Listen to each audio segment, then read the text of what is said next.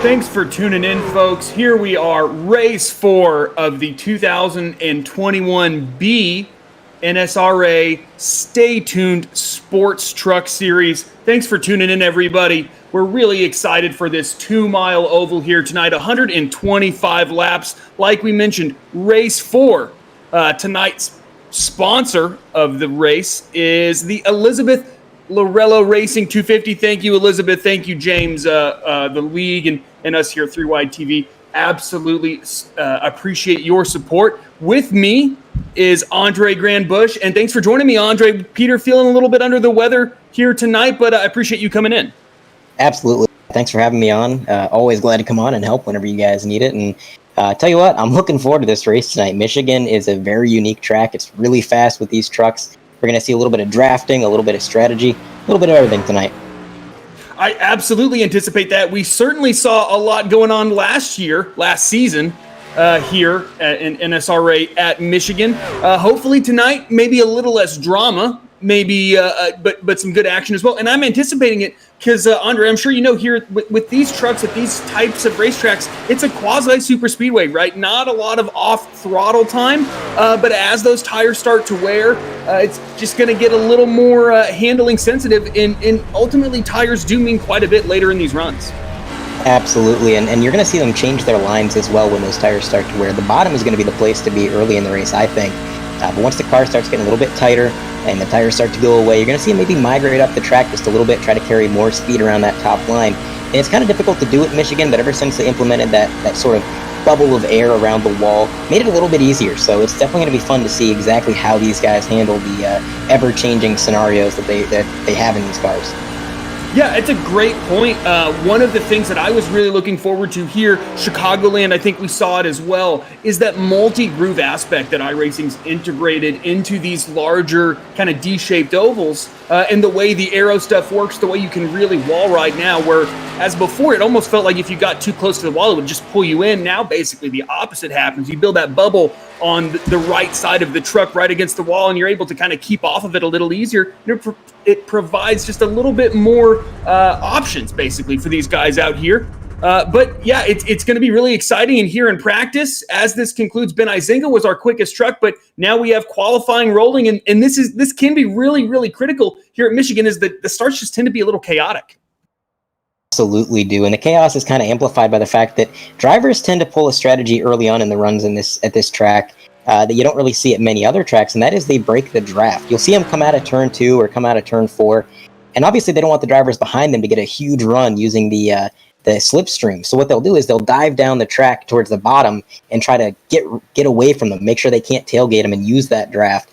And when you have 10, 15, 20 cars doing that in a line, trying to break each other's draft, that's going to get a little bit hectic. So the further up the running order that you are, the closer to the front that you can be, I would say the safer you're going to be. So these guys are driving for a little bit more than just a starting position. They're driving for a little bit of security early on in this race. Yeah, I completely agree. I think, when I compare this, when we compare this to the super speedways, you assume that, track position doesn't mean that much.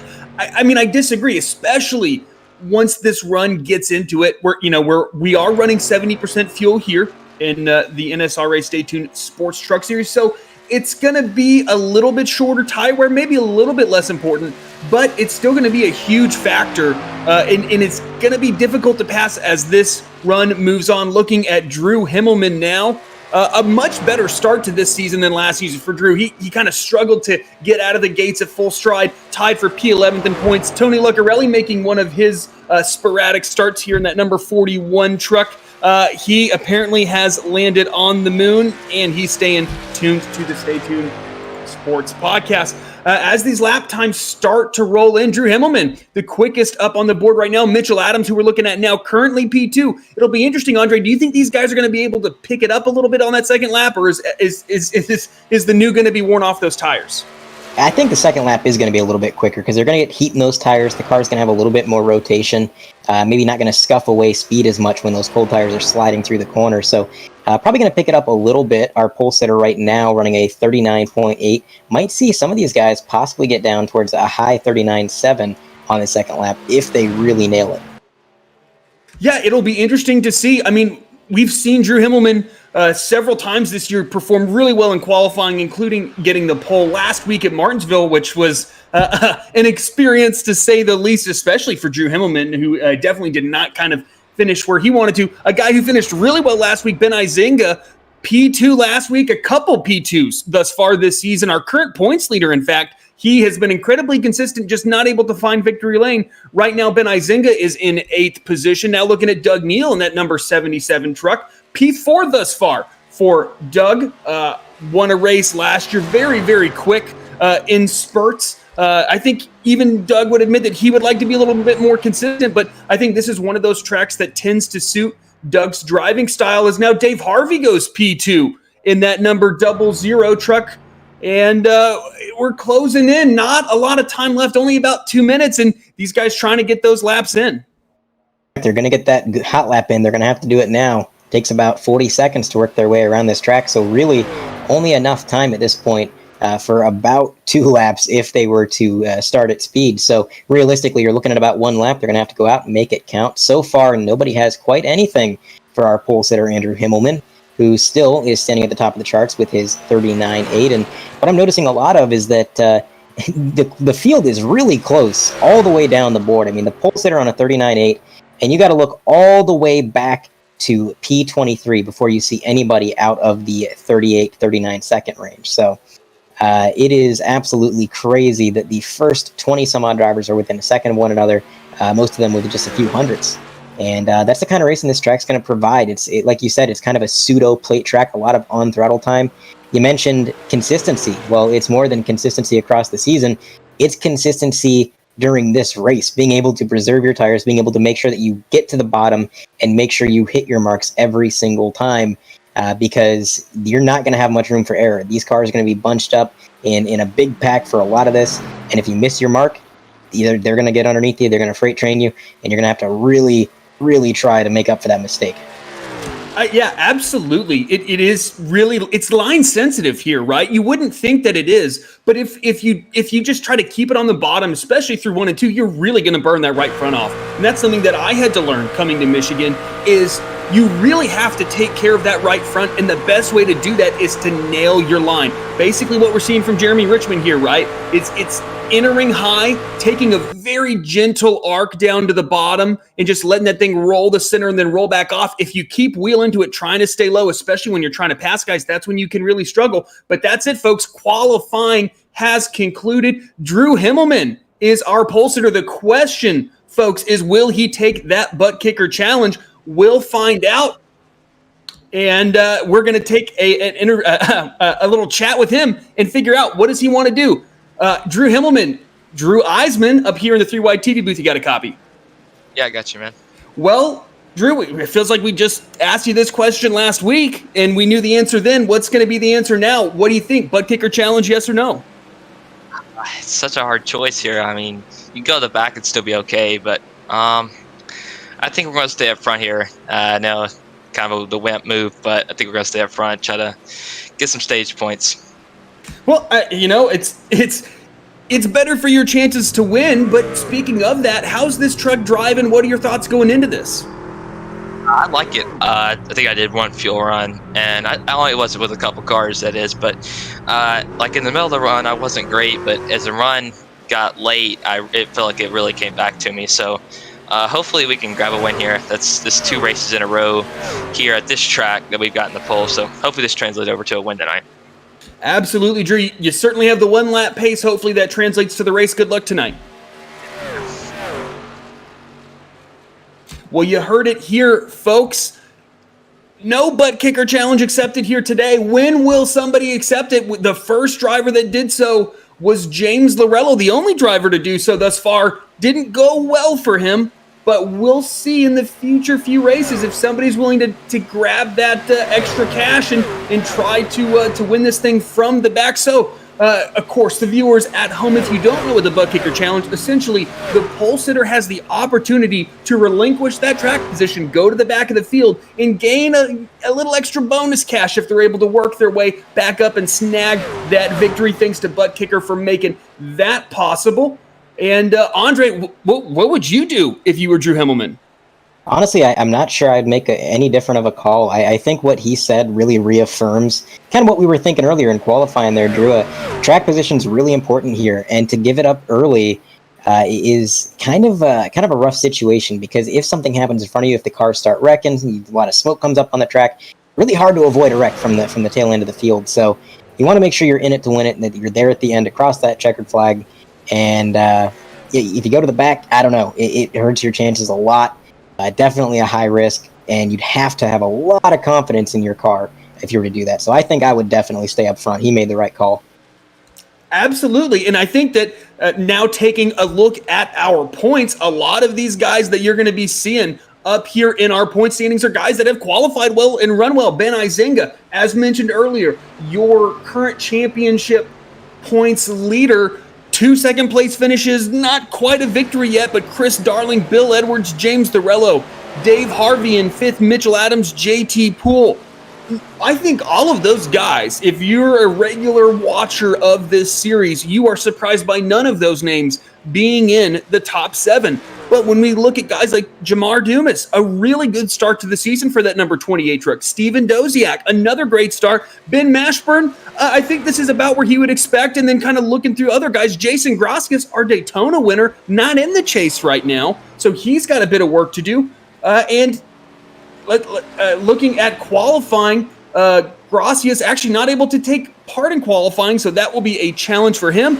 And it is early, Andre, but the points you score now just make what you have to accomplish later in the season just a little bit easier. Absolutely. It's not just about being there at the end of the season. It's about building a foundation early on in the season, because you never know what's going to happen. The season could go on. Maybe you have a few bad races. Maybe you get disconnected from a server unexpectedly. Maybe there's a wreck in front of you and you can't avoid it. And you're going to lose a few points in that situation. And if you were able to build up a bit of a nest egg here, get points while you can, that is going to help you and give you a bit of a cushion to fall back on. Now, of course, this track is kind of a wild card. We keep talking about it, but it really is a pseudo plate track. So this is an opportunity for pretty much anybody in this field to really have a good run, build up some momentum, build up some confidence, and carry that going forward into the next few weeks even. Yeah, absolutely. It is a great opportunity for these guys to potentially get up there. Looking into the future few rounds, we have Bristol Dirt coming up. That's going to be a heck of a challenge. Then the Charlotte Roval. These guys have some big wild card events coming up that some guys could look at and start getting a little excited. Maybe they're a big dirt guy, maybe they're a big road course guy, but this is the last kind of traditional oval that we have for the next few weeks. So it's time to kind of make hay if you don't look at those as your strong suit. But as we move into the race, why don't we give a rundown of our starting grid? That number 8 of Andrew Himmelman, we talked to him earlier, not going to accept that Buttkicker challenge, but he did win the Craig Setup Shop pole position. So once again, congratulations to that number 8 truck. Starting alongside him will be that number 00 truck of David Harvey. He will be starting in 2nd position. Mitchell Adams in that number 49 truck will be starting in 3rd to his outside. Mike Floppy Tellier in that number 97 truck. Chris Darling in that number 11, our 2nd place in points. He'll be starting in 5th position. Stan Hausman in 6th. Doug Neal in that 77, starting 7th. 777's going on right there. Monty Glover in 8th. Jason Freeman in 9th. Tony Lucarelli, P10. Ben Izenga, 11th. And Matt Cherry in 12th.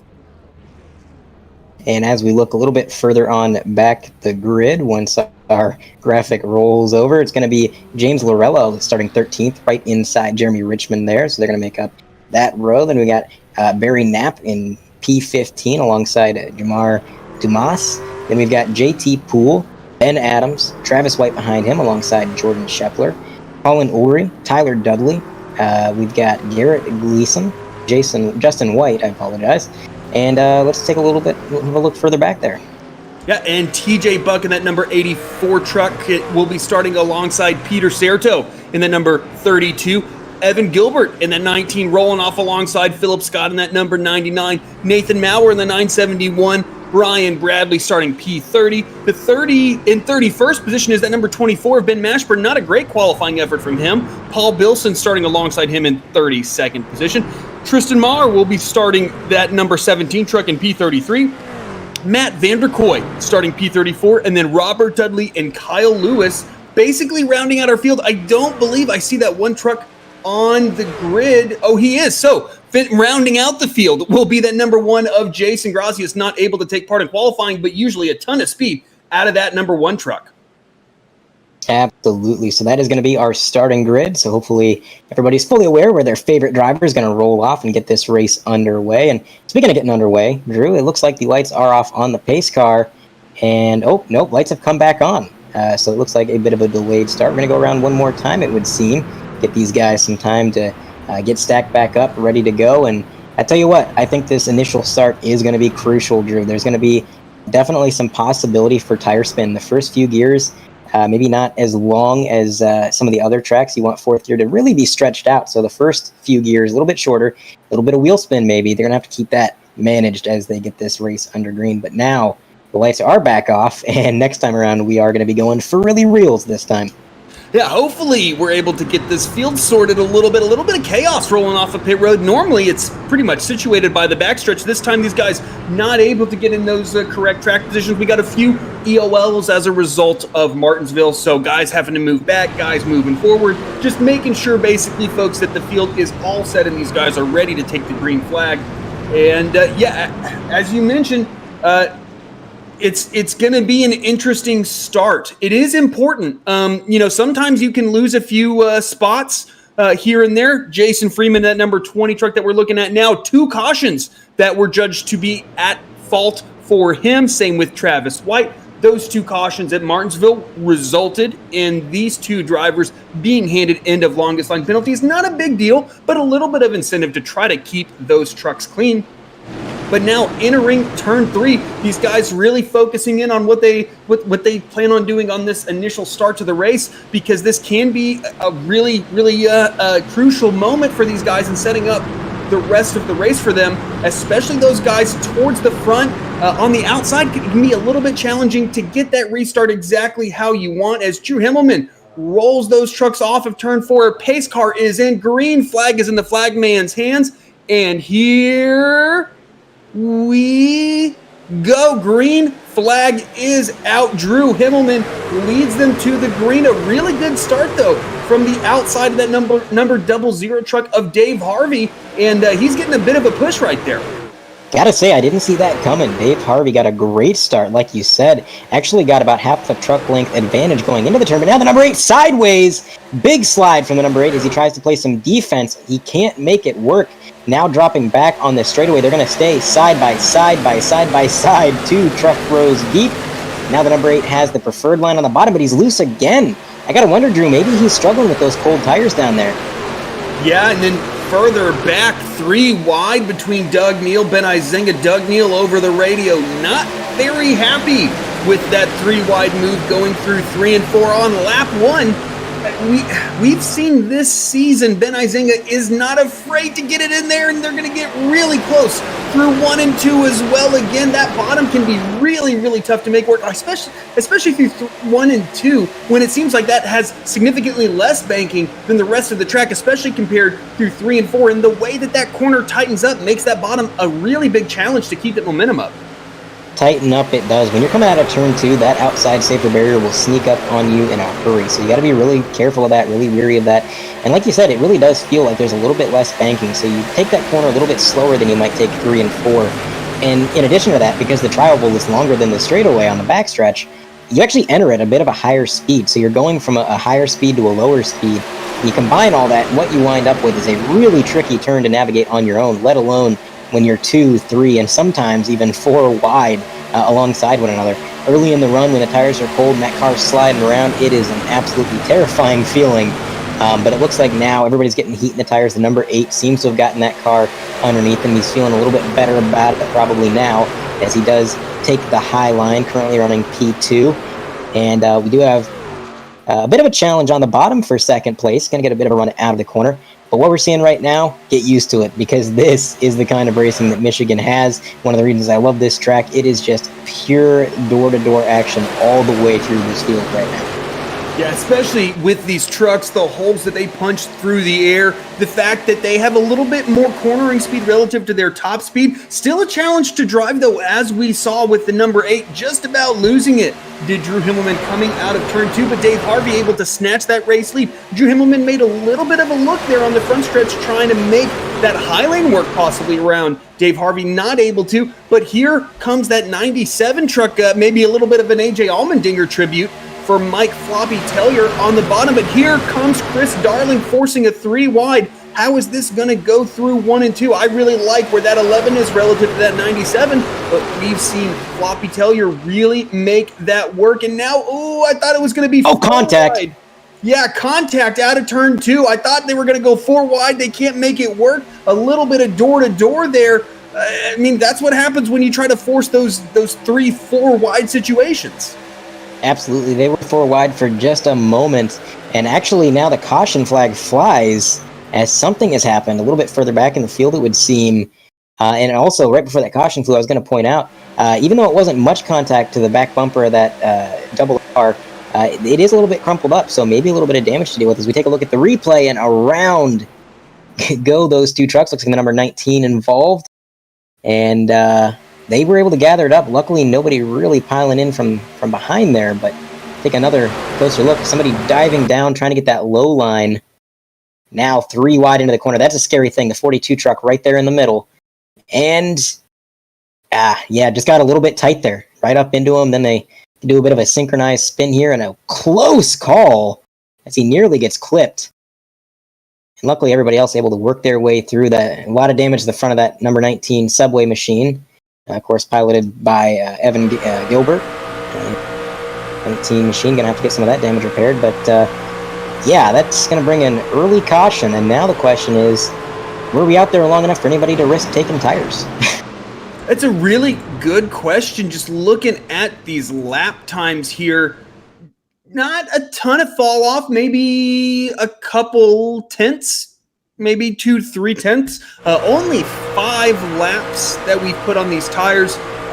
One of those was coming up to speed. So we went from 40.1s to 40.6s. I gotta say, just looking at this deal, unfortunate for that number 19 truck of getting into that outside wall. But the 42 of Barry Knapp did an outstanding job of just keeping enough throttle in that truck to keep it down, but not send it all the way down, careening in an unpredictable fashion. Good job by Barry Knapp to basically come away scot-free, just basically drifted through 3 and 4. Once again, though, unfortunately for Evan Gilbert, he will be on the raw end of that deal, as is often the case, right? The guy that has the least to do with the wreck is the guy that gets the most damage. Looking at guys coming off of pit road, though, a substantial amount of drivers decided to come down. I believe that's essentially going to be 11th position on back, more or less. A couple guys stayed out here and there, but Mike Tellier leading that group off of pit road. We've seen exceptional speed out of that 97. How quickly, Andre, do you think that 97 is going to be able to get up there and mix it up, or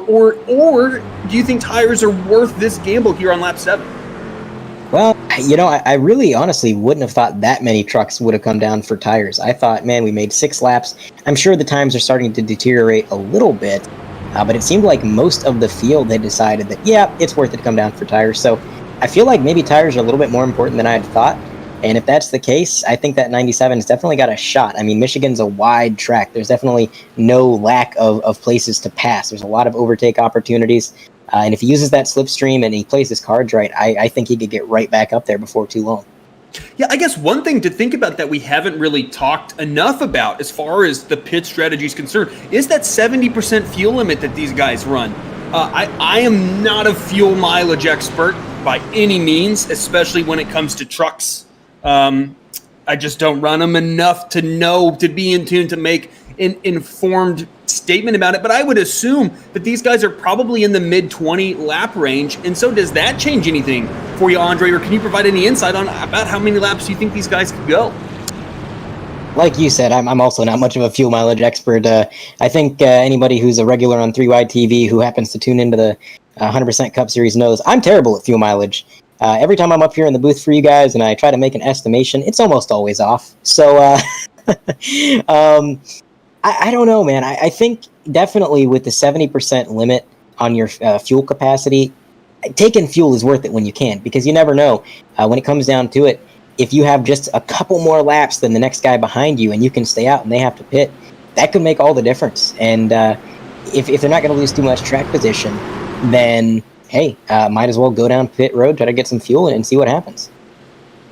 Yeah, it'll be interesting to see how that plays out. 125 laps here, so we got a long way to go, folks, to figure out how exactly that will pan out, but that might allow you to trap the field lap down if a caution comes out. But we're coming out of a caution right now as that 11 of Chris Darling leads them down the front stretch. When will he start to go?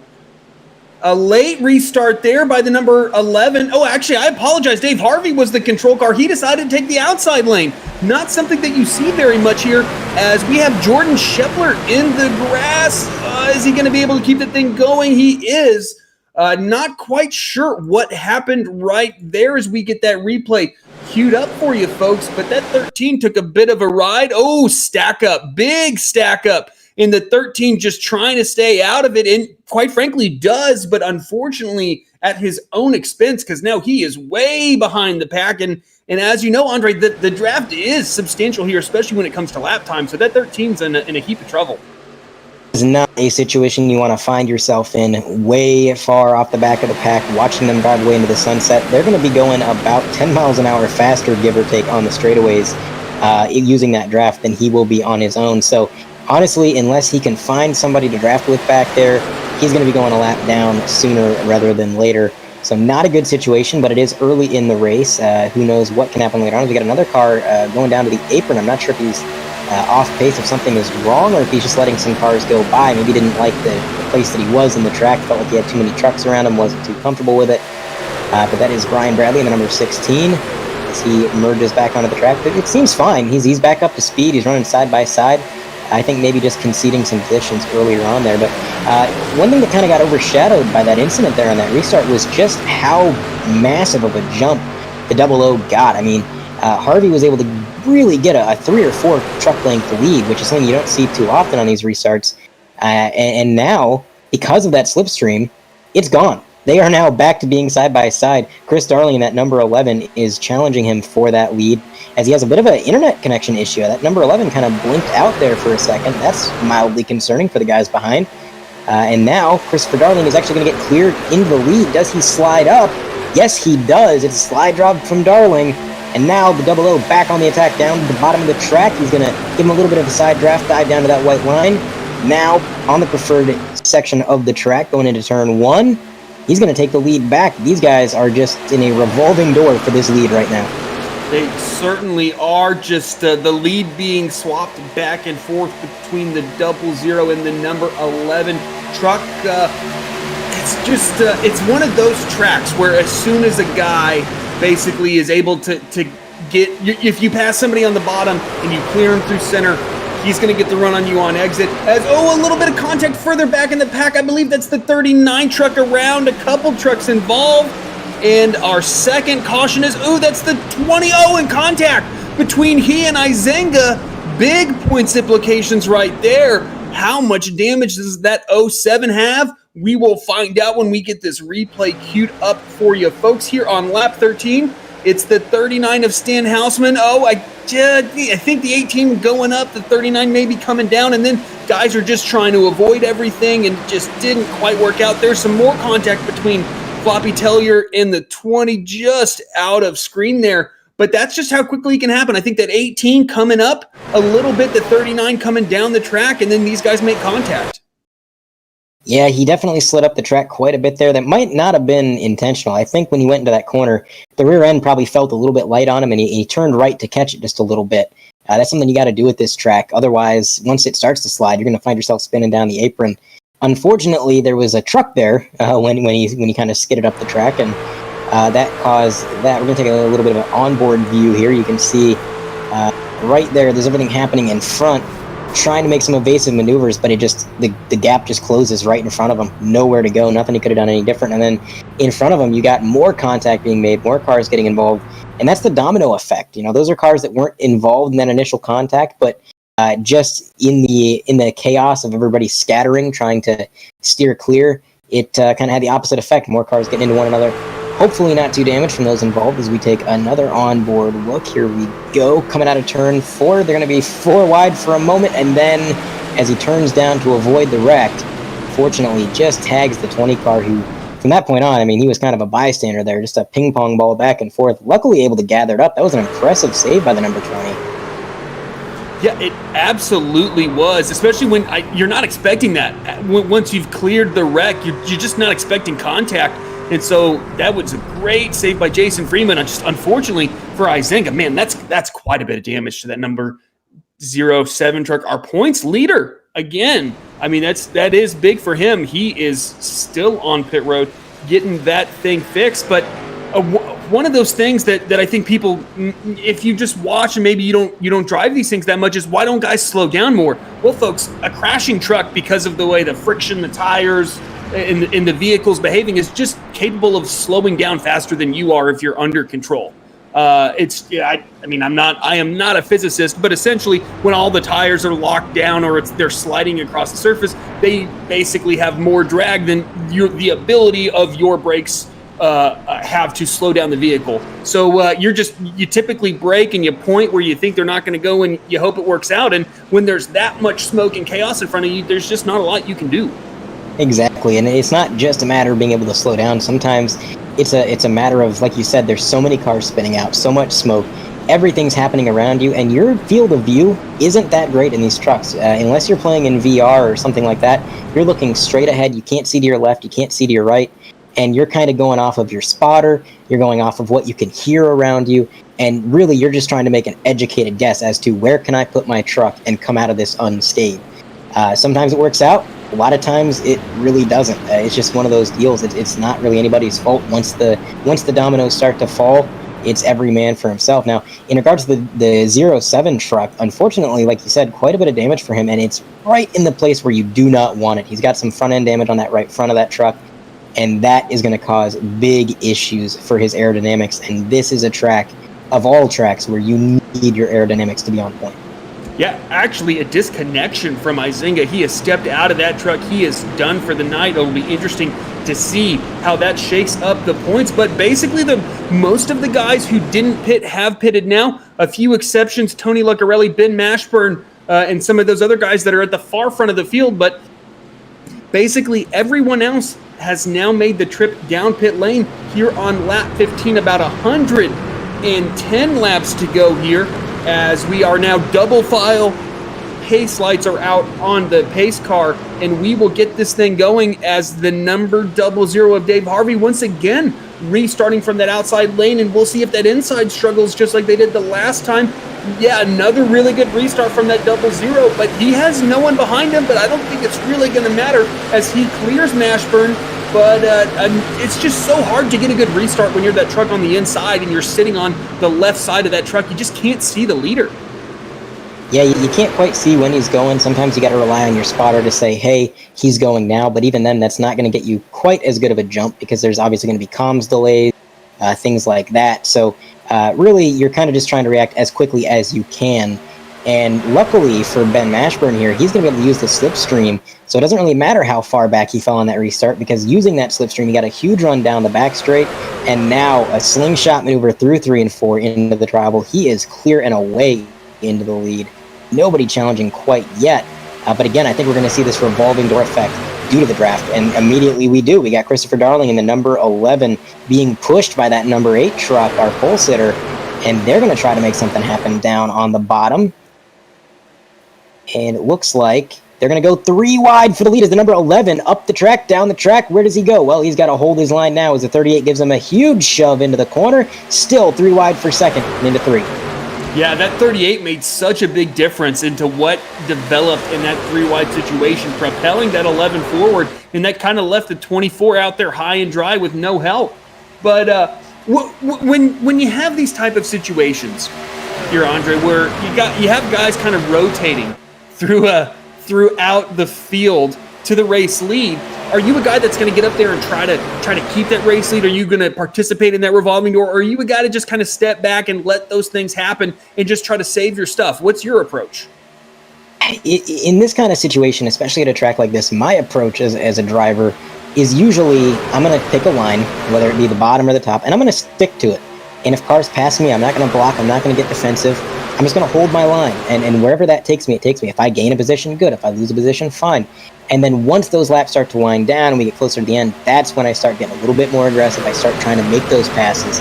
But right now, I just don't think it's really worth it to try and really dive it down on the bottom, scuff up those tires, and use up your equipment so early just to lead for a lap or a quarter of a lap before somebody gets a slingshot and they're able to maneuver around you. Now, that being said, everybody wants to be up front. Everybody wants to lead some laps. This is a very competitive league. Racing is a competitive sport. And I feel like maybe I'm kind of an outlier in my very calm approach to situations like this, because drivers like Matt Cherry in that 38, he's made a huge charge up to the front, and it has paid dividends as he finally takes P1. He's going to try to hold on to it as long as he can, but again, it's just not something that you can hang on to very long, as the number 11 is now trying to get around the outside. And I'm noticing that the number 8 is a bit of a push truck at this point. He hasn't quite been up to the lead ever since he lost it early on, but he has played a big part in a lot of these passes and overtakes that we've seen so far under green, because he's the one that is pushing these guys up front. So you know that 8 car is fast. If somebody can push you to the front single-handedly, you know he's got speed. So as this race develops, I think we're going to see Himmelman back up front when it counts. Yeah, I really like what he's doing on that high lane and as far as pushing people is concerned, but we are going to take a quick look at something else here. And I'm just trying to see exactly what happened. Was that the number 6? Couldn't quite make it out. My apologies for you folks. Ooh, yeah, there we go. Contact between I believe that's the number 6 and the 77, and that was a close moment to taking out a bunch of trucks. You see that truck darting on the inside, trying to get around that. That is Doug Neal. Oh, as we have a caution live right now, a wreck on the backstretch, trying to figure out who all was involved. It looks like pretty much similar guys to who was involved potentially on that replay. That's the number 48 truck. I believe that is Stan Houseman. Looks like Jamar Dumas, but we'll get that replay queued up for you folks and see exactly what happened. Interesting situation as we take a look at the replay here. Looks like maybe, oh yeah, he just got tagged in the left rear quarter panel. That 62 truck was sent down the track with nowhere to go. 28 tagged as well as he's coming down. Well, that was a great maneuver by the 28. You notice he kind of got on the throttle and was able to veer out of the way of the oncoming traffic there. Normally in a wreck, you think, yeah, just lock up the brakes. That's the best situation. But right there, he saw what was coming. He knew what was happening. And with some great reflexes, he's able to get out of the way and make sure that that was not worse than it already was. So as bad of a situation as that was, I think everybody involved really did their best to keep it somewhat tamed. Yeah, no, I totally agree that situational awareness can save your truck and stuff like this. But yeah, it just looks like the truck we're riding on board with came up a little bit.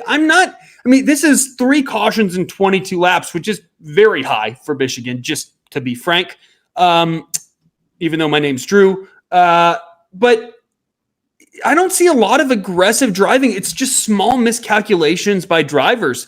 And the field is just so close that when you get a little bit loose, when you get a little bit tight off the corner, there's just a truck there because of the close proximity of these things. It's like making not paying attention on the freeway and bumper to bumper traffic. Just a little bit of inattentiveness can make for a pretty big accident, and that's what I think we're seeing here thus far. So I think it's just going to take a little bit of sharpening up by these guys to get this thing to where hopefully we get some long green flag runs and some pit stops. But it's just the details that can make the big difference here, Andre.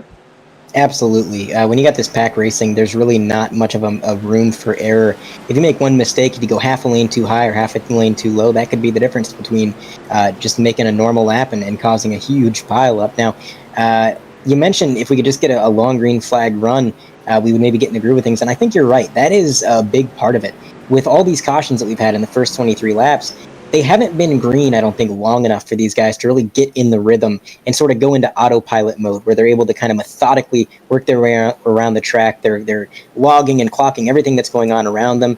It's kind of hard to describe if you've never driven in this simulator or played too many racing games, but you know as well as I do, Drew, you get in the rhythm and it's kind of like you go on autopilot and you kind of improve your ability just being in sync.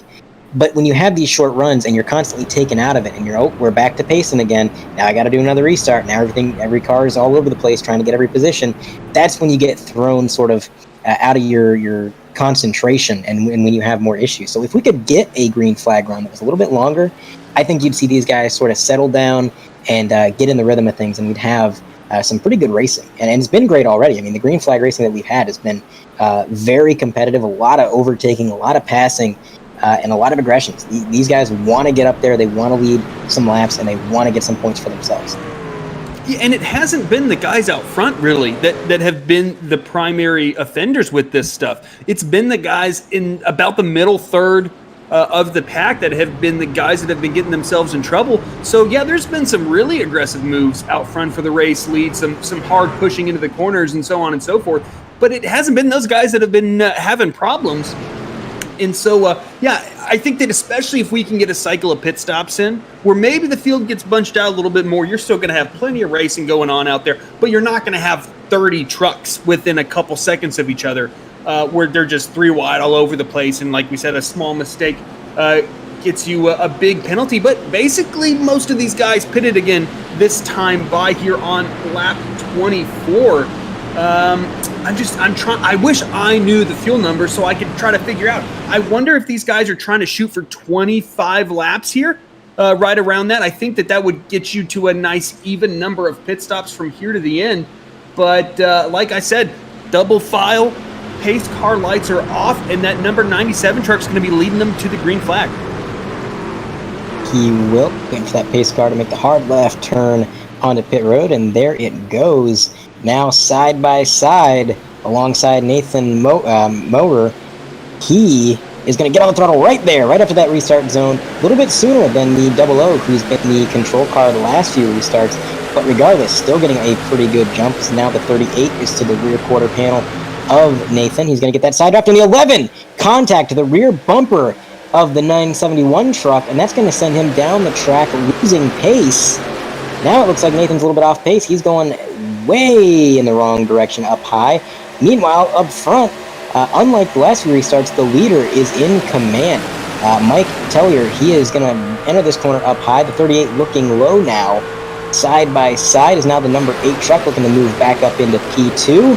And there he goes. So the 38 now back to the point. He led a little bit earlier in the race there in that last stint we had. And I got a question, and that is, when does the number 8 finally get back up front? We know he's got the speed, but does he want to lead this race right now? Does he want to ride and just conserve his equipment? I am very curious to see how he approaches this run. Yeah, it's interesting. I wonder if that 8, I mean, he's certainly showing his nose enough. I was just wondering if one of these guys would decide, hey, what if I just push the guy in front of me and we try to gap the rest of these guys, right?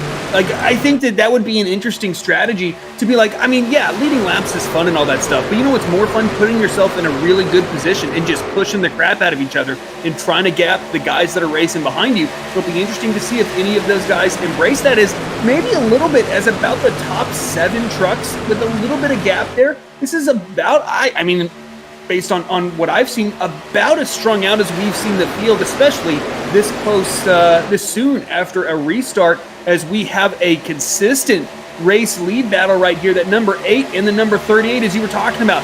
How long is it going to take him to get up there? Well, we're seeing it right now. Help with the number 49, our reigning back-to-back Truck Series champion in Mitchell Adams, pushing Drew Himmelman right there. And they're making headway, but that 38 holding tough on the inside. Yeah, that 38 truck looks fast. The fact that he's able to defend the lead down on the bottom with the no draft help on the bottom tells me that he has something figured out, and he is absolutely hitting his marks. Unfortunately for him, looks like he is going to have to concede that position as the number 8 truck, Himmelman, our pole sitter, finally finds his way back up front for the first time since he lost the lead early in the event. And, you talked a little bit about what if these guys started working together, just locking up bumpers and trying to drive away. I definitely think that's something you could do for a short period. Now, I'm not sure exactly what kind of setups are on these trucks. I'm not sure about the cooling situation, but that is something you have to pay attention to if you were to start tandem drafting with somebody, is your temps. It's very easy to overheat at a track like this. You're wide open, the RPMs are constant, and sometimes you start tandem drafting with somebody, you're not looking at your temps, and it's very easy to overheat that motor. And at that point, that is your race over. So I think a lot of these guys maybe not going to risk something like that so early in the race, but as the laps wind down, yeah, maybe a little bit of tandem action when the points are on the line and they see that checkered flag waving.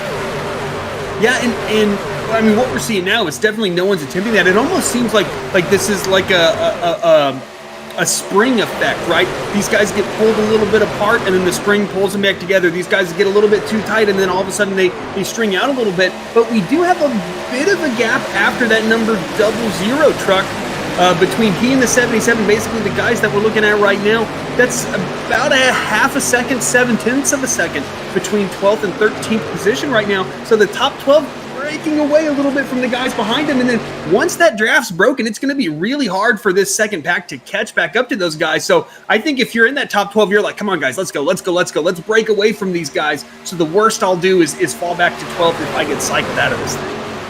Absolutely. And the pack that was on your screen right there, that is the second pack, and it's currently being kind of spearheaded by Doug Neal in that number 77 car. And he's kind of been leading this second pack. I feel like a lot of drivers behind him, maybe not too giddy to get up around him and pass. I think they kind of want to use that slipstream, maybe do a little bit of bump drafting to try and catch up to that lead pack.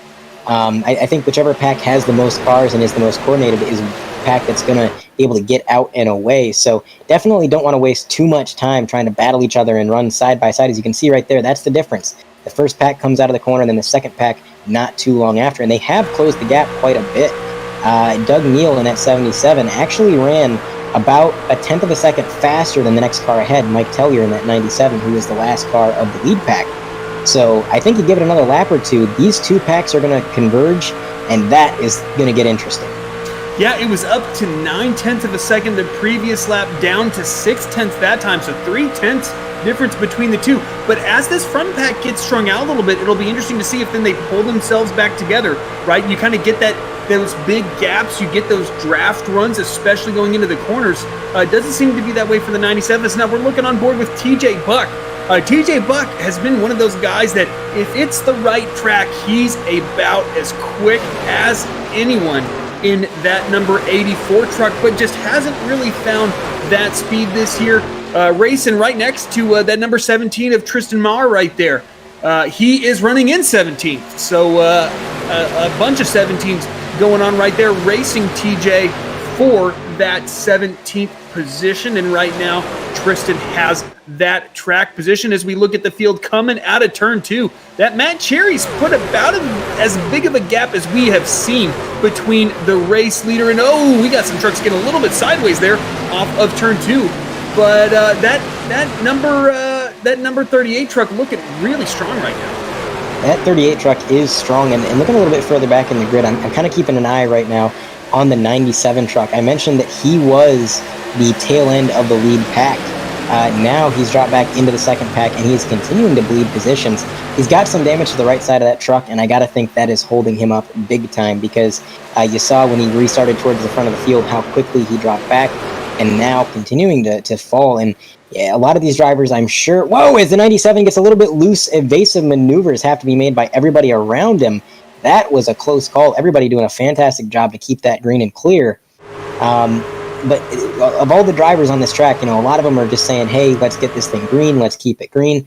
But I would think Mike Tellier in that 97, he's hoping for a caution to hopefully get a little bit more of that damage beat out of the body on that thing, and get that thing back up where it should be, because aero damage like that is going to continue to hold him back, and he's got a long race ahead of him. I mean, we're on lap 35 out of 125, so he's got a long ways to go, and if his truck isn't competitive, that's going to be a rough time he's going to have. Yeah, I mean, if you look at that truck especially, you can see the amount of damage on that 97 truck, but I also believe he was one of the few guys to stay out on this last caution, if I am not mistaken. I very well could be, but I believe he stayed out. So not only does he have that damage, but I think he has older tires than the rest of the guys that he's around, as we're really starting to see this field spread out a little bit, and I think we're starting to see tire wear come into play. We're seeing those guys that punish that right front by racing a little too hard early. They're starting to feel that now, as the 00 of Dave Harvey, who's been so quick, is breaking off just a little bit. There is Ben Mashburn in that 24 as well. These guys really starting to string out and get single file, and now it's going to be really difficult to pass once these trucks start to lose their handling. definitely going to get a little bit more difficult to pass. We mentioned that the bottom lane gets a little bit less viable once the tires are worn. I think that's why you're seeing drivers like David Harvey in that 00 opting to just run the top line because that's where the car is comfortable. But we are closing in on the stage break at lap 42. So not much racing left here. I think these guys are probably, I guess a better word for it is we're seeing the calm before the storm, Drew. I think these guys are single file for now. Give it about 3 laps to the end of the stage. That is when these guys are going to turn up that aggression, and we're going to see things maybe go back to the pack racing that we've seen before. I think that it certainly will apply to the guys out front. I think the guys like Dave Harvey wish they could get up there and put themselves in that position, but I think it's going to be limited to the trucks that we're looking at now. Basically, I think Matt Cherry to Jason Gracias in that number 1 truck, that last truck that you're seeing right there, that number 1 truck in 8th position. So about the top 8 trucks have put themselves in position to race for those stage points, which are very important when it comes to the big picture of points racing and trying to ensure your position in the championship. But I mean, I think if you're out there, you're not even necessarily thinking about that till you realize, oh man, we're on lap 38. I need to get up there and fight for that stage point. But is it at the expense of the other parts of your race? I don't think here at Michigan, in the way that this race is played out, that's necessarily the case, but we've certainly seen that happen in real life. But some good racing back there between the number 6 truck and the number 11 coming out of turn 4, and that is Jeremy Richmond. He was filling in that number 6, and we'll see. Are these guys going to be able to tighten up here in the next few laps before the stage break? Tighten up a bit from just a few laps ago, and I think right now the driver that I'm keeping my eye on is definitely Andrew Himmelman, who has been running P2. He's not really been making any attempts to overtake the leader quite yet, and that much is very obvious. I've been, from my perspective, riding on board with him, and I'm hearing a lot of off time, dragging the brake, making sure that he's not getting these huge lunges. Right now, he's content running P2, and we've seen how important the draft is, how big of a run you could get coming out of the turn all the way down the straightaway. If my guess is correct, and we got a caution. So that was actually prior to the planned stage break. Not entirely sure what happened. Unless that was the stage, and I'm mistaken.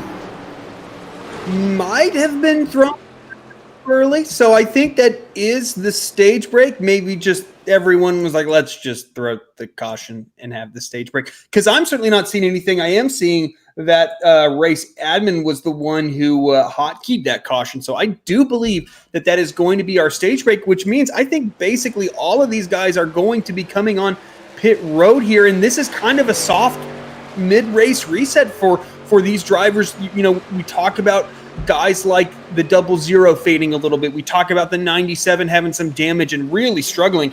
Well, this is their chance to kind of get all that cleaned up and get themselves back on track for a good finish. Absolutely. They're going to be able to get some of that damage fixed, see what they can do. I do apologize for being a little bit off the ball there with that stage. I thought I had heard lap 42 for the stage, so that is on me. I do apologize. But yeah, you're like you said, it's a good soft reset here. They're going to be able to get some damage fixed, get some fresh tires on these things, get them fueled up. Obviously, fuel is going to be very important with the 70% capacity limit that we have, and we got quite a ways to go in this race, all the way up to lap 125, currently on lap 41. So that's going to be a good opportunity, but I would also say this is going to be kind of a return to what we saw early in the race, where these guys, they were in the rhythm in that last run. We saw them get a little bit strung out. They really got a feel for the truck. Everything was pretty much the standard, and now we're going to have a restart. Everything's going to be right back up in a pack. Going to be a lot of door-to-door, bumper-to-bumper action, and these guys are really going to have to be focused in and on the ball if they want to keep this race clean, because cautions do breed cautions, even stage cautions. Yeah, and I kind of have two thoughts when it comes to that. The first is I think these guys are glad that they got a run into where I think they started to experience tire wear, because now they know, okay, if I push that hard, what happens to my truck? And secondly, because those guys got to that point, their marks are going to be off. Right now, these things are going to have a lot more grip, and sometimes that can throw you off as a driver when you come in. The truck's kind of not handling great. You're sliding all over the place. You know, you're struggling on the front, you're struggling on the rear, and then you throw a new set of tires on that, and it basically resets it, and you almost lose your marks. But here we go. The number 7 truck, our first Brookstone Animal Lucky Dog Award winner, Garrett Gleason, and that number 7 truck, bright orange and white, and we are happy to have our first recipient of the Brookstone Animal Lucky Dog Award. And that will put Garrett, I believe, 1 lap down. He is currently 2, but there's nobody in front of him 1 lap down. But there's no more guaranteed cautions. Unlike NASCAR, this is the singular stage break that these guys will have here at Michigan. And as someone who's not personally a fan of stages, I understand why they occur, but I'm really glad that NSRA, you know, I'm sure there were a lot of guys that wanted the stage break, because there's a lot of guys that just want to do what NASCAR is doing because that's what they watch, so that's what they kind of want to replicate. And you know, so I totally understand them implementing the stage break, but good on NSRA for not only having just 1 stage break, but making that fairly early. This is still a long race with this stage break, Andre.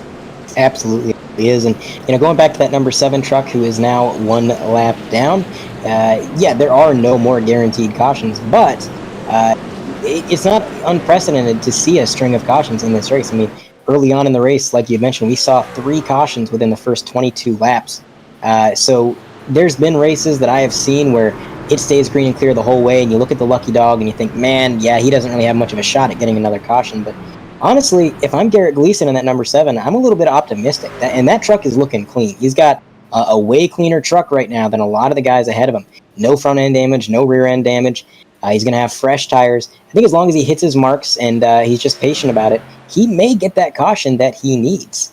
And being the only car on that lap, on 1 lap down, I apologize, he's got a good shot at it. And we're just going to have to see exactly how that works out for him, as everybody is getting double file, ready to get back underway. I do believe the lights are off on the pace truck, so it's going to be Matt Cherry in that number 38 truck that has been so strong all night long, Drew. He is one of the few cars that we've seen take the lead and hold it. You know, we see this revolving door every time somebody else gets the lead, but that black number 38 truck gets up there, and it seems like it's just tough to pass him.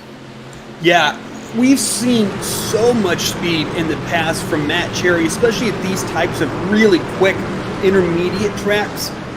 He wasn't able to close the deal last year, and then towards the end of the season, I just think he just started struggling for whatever reason, not quite sure why, but he's really recaptured that form that he had at the beginning of last season, and a great restart by that number 38 truck as he has a huge lead.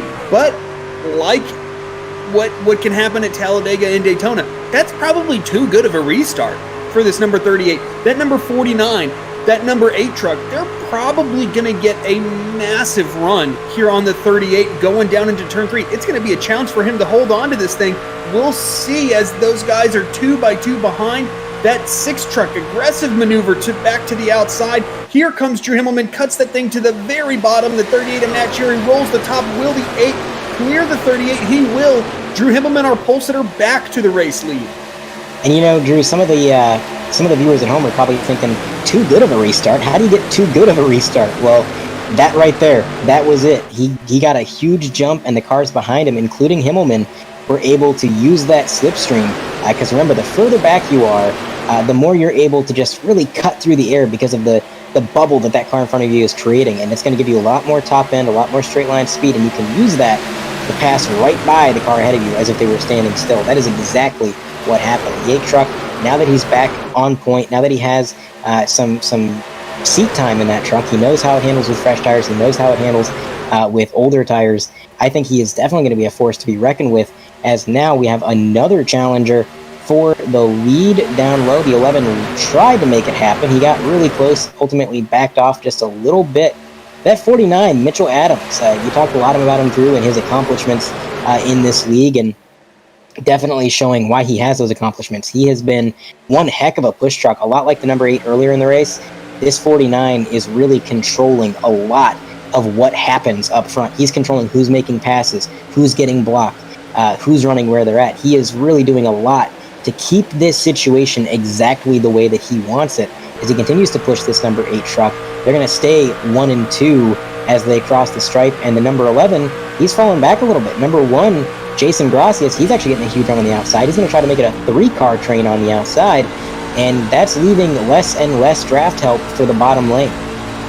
Yeah, it certainly is, and we're just seeing this tire wear, I think, slowly come into play this time. It felt like last time it was just all of a sudden nobody can race side by side, versus now it feels like just the high lane slowly becoming favored as this run goes on. But what has really stuck out to me is Matt Cherry being really aggressive, trying to recapture that track position. I think that he is about as fast as any single truck out there, and I think he knows once this thing gets going and these tires start to wear, it's going to be really challenging to get back up there and make this thing work. And then another thing that sticks out to me is that number 9 truck, right at the top of your screen right there, the black and green truck of James Lorello. Not a great qualifying efforts by James Lorello standards, down in 13th position, making his way back up in 8th. We just haven't seen a lot of pace out of that 9, which is pretty surprising. Normally, Lorello is consistently quick no matter which track we go to, but slowly making his way forward, probably just figuring this track out as we go. But yeah, you talked about Mitchell Adams. And to me, this is what Mitchell Adams does. He's not necessarily, if he doesn't need to, he's not going to go out there and lead the most laps and try to make spectacular passes and everything like that. He is just working the race. He's just positioning himself where he thinks he needs to be to just keep going forward, keep chipping away, and then worry about that actual race lead in the last few laps. The rest of the race is just like a chess match, positioning yourself to do that, as Philip Scott making some moves past Ben Adams, who has really started to struggle. He was, I think, in the top 5 before we had our stage break. That number 5 really struggling here on this restart. Is, folks, I thought we were breaking this thing up. We're not. We are back to 2 by 2 by 2 throughout the field. That door-to-door, bumper-to-bumper action, and you're right, this isn't getting spread out quite as quickly as we saw on that last stint before the stage break. These guys are really keeping with one another. We're not seeing 2 or 3 packs forming up. This is all pretty much, give or take, 1 pack from the front to the back. And that 99 truck, Scott there, he was making some fantastic moves. We had the camera on him for a little bit there. He was looking high, looking low, trying to do everything he could to make some overtakes. There he is on your screen again on the left-hand side, trying to work that high line. I think that's a driver that's going to the front. He knows how wide this track is. He knows that you can pretty much go anywhere. As he tries to make another move down to the bottom, right on the corner of the screen. What a move. He is now side by side. Can he use the draft help from the truck ahead of him now? 77 on the outside. Not going to be able to play too much defense as they work their way through the corner. I tell you what, Drew, that 99 is on a charge right now. Yeah, Philip Scott is not... I mean, I love it, but he certainly never lacks for aggression. I mean, he's gonna try. He's gonna try. I mean, this guy is an American Ninja Warrior, for Pete's sake. Like, he's gonna put the effort in and try to get up there and grab the position. And sometimes you don't make friends doing that, but there are guys that have been racing that are great dudes, but probably would have won a lot more races if they had been a little meaner. Thinking about Mark Martin, right? Like, I mean, what was he criticized for? For just being too nice. Sometimes you got to get up there and you got to get your elbows out like one Kyle Busch and get up there and take it, because no one's going to give it to you. Unfortunately, the number 6 is giving up a whole bunch of track positions right now, as Jeremy Richmond is. I think we're really starting to see that bottom struggle a little bit, especially when there's no help, like what the 6 finds himself in right now. Yeah, a lot of these trucks have migrated to the top lane, as you noted there, Drew. And when that happens, when everybody moves up to one lane, 2 things happen. 1, your truck is going to slow down because you don't have the draft help that you had before. And 2, you're going to have a tough time slotting into that faster lane. A lot of times what ends up happening is you just have to hold your line, wait for everybody to pass you by, and then eventually you'll find, whoa, contact around. Was that the 38? Yeah. That's the number 38 truck. He got turned. A little bit of damage to that left rear. And they're still having problems up towards the front there. The number 5 involved. Oh, and contact after the... What happened there? All sorts of chaos as we get this replay queued up for you folks, focusing on that 38 truck up there running with the number 6. Oh, I don't know. Did this number 9? I don't think the 9 made contact. It's just kind of a stack up between those guys. And the 6 gets into that. Oh, the 5 and the 48 get together as well. And I'm just looking to see. Yeah, I mean, this is just trucks kind of out of control. I don't know. Is the 40, is that retaliatory by the 48? I'm not quite sure. But what were you looking at, Andre, that caught your eye? Oh, that right here. Watch that number 5. He comes up.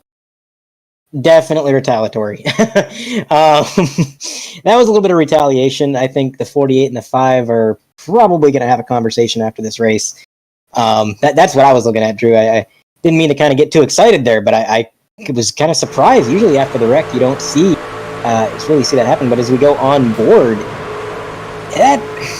I think the 38 might have got a little loose, maybe got bumped from behind a little bit. Ultimately, that was a racing deal. What kicked that off was just a lot of cars in a very confined space with almost no room for error. And that is what happened. Unfortunately for the 38, who now has a little bit of damage, we're going to have to see, is that truck going to be as fast as it once was? As we ride on board, he's almost going to send it 3 wide. It looks like he netcodes the 49 above him, which then pushed him down into the 9, that's kind of what I saw when we were riding on board. It looked like he got pushed down, and now that makes sense. A little bit of netcode contact there.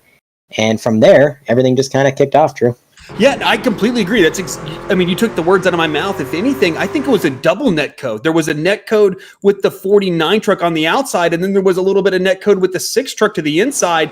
And I think that's why those trucks didn't get it too bad. I mean, the 6 did. The 6 got it pretty bad into the outside wall, but that's why it just kind of flew the 38, which I think if you just kind of think about physics, you would have never expected that. But I think that's what happened. Unfortunately, that happens in iRacing. But a ton of guys, basically everyone. I believe these are the 2 that stayed out right here. The number 28 truck. I love when iRacing decides, no, you're not going to render all the vehicles on track at the same time. You're going to do it when we say. But you talked about it. Here you go, Andre. This is your moment of glory. You called it that the number 7 was still in a great position to get the Lucky Dog Award, and that's exactly what he did for the second caution for the second time tonight. Garrett Gleason awarded the Brookstone Animal Hospital Lucky Dog Award, putting that number 7 back on the lead lap, and this is what he needed. Now that 7 has a whole new race in front of him. But now here racing on lap 55 of 125. Now we're getting into the meat of this race, Andre, where these decisions are going to have big effects on the opportunities that you're going to have going forward. The further we get into the race, the less time that you have to compensate for any mistakes that you might make. And those mistakes could be any number of things. It could be a mistake on the track. It could be a pit road mistake. It could be a strategy that maybe you just didn't quite call correctly. So like you said, now is the time where they got to be on the ball. They have to be sure that they are giving it their all at this point, because these laps are winding down and it's getting close to game time. So a lot of these drivers, I'm sure, are really focused in. They're going to do everything they can to keep this restart as clean as they can. I think everybody is hoping for it. Probably nobody more so than the number 7. He's been multiple laps down, got the lucky dog twice. Now he's back up there on the lead lap. He's got a great opportunity to carve his way through the field. The truck is still clean, no damage on that bad boy. As we take a look at Peter in that number 32 truck.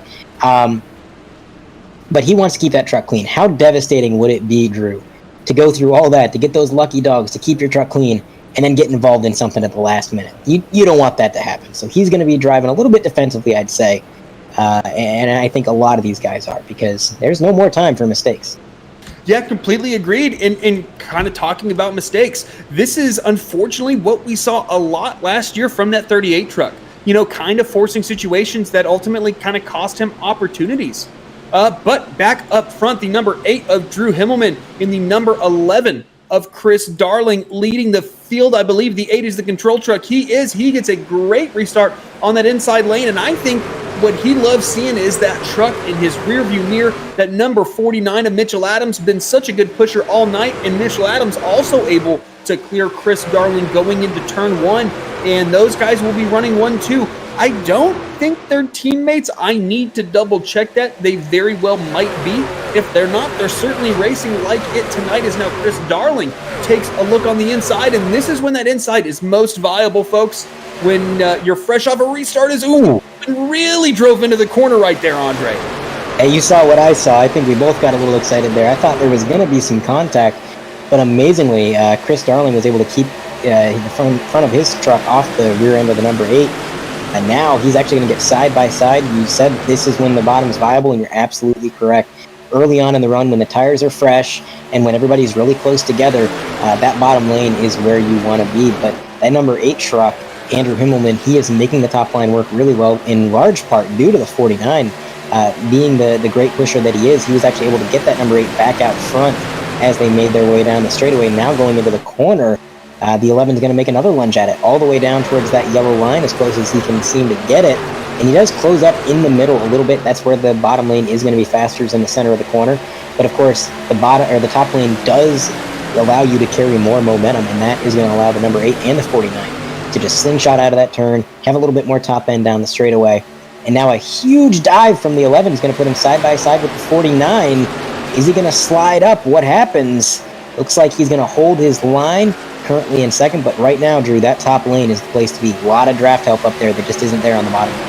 Yeah, I got to think Mitchell Adams he is holding so much back. I think you saw him see what the 11 was going to maybe try to do, which was to break up these guys, and he just kind of said, no, I'm fast enough to where I'm going to make sure there's not a truck link between Himmelman and myself, and it's just going to be very difficult to make that bottom lane work.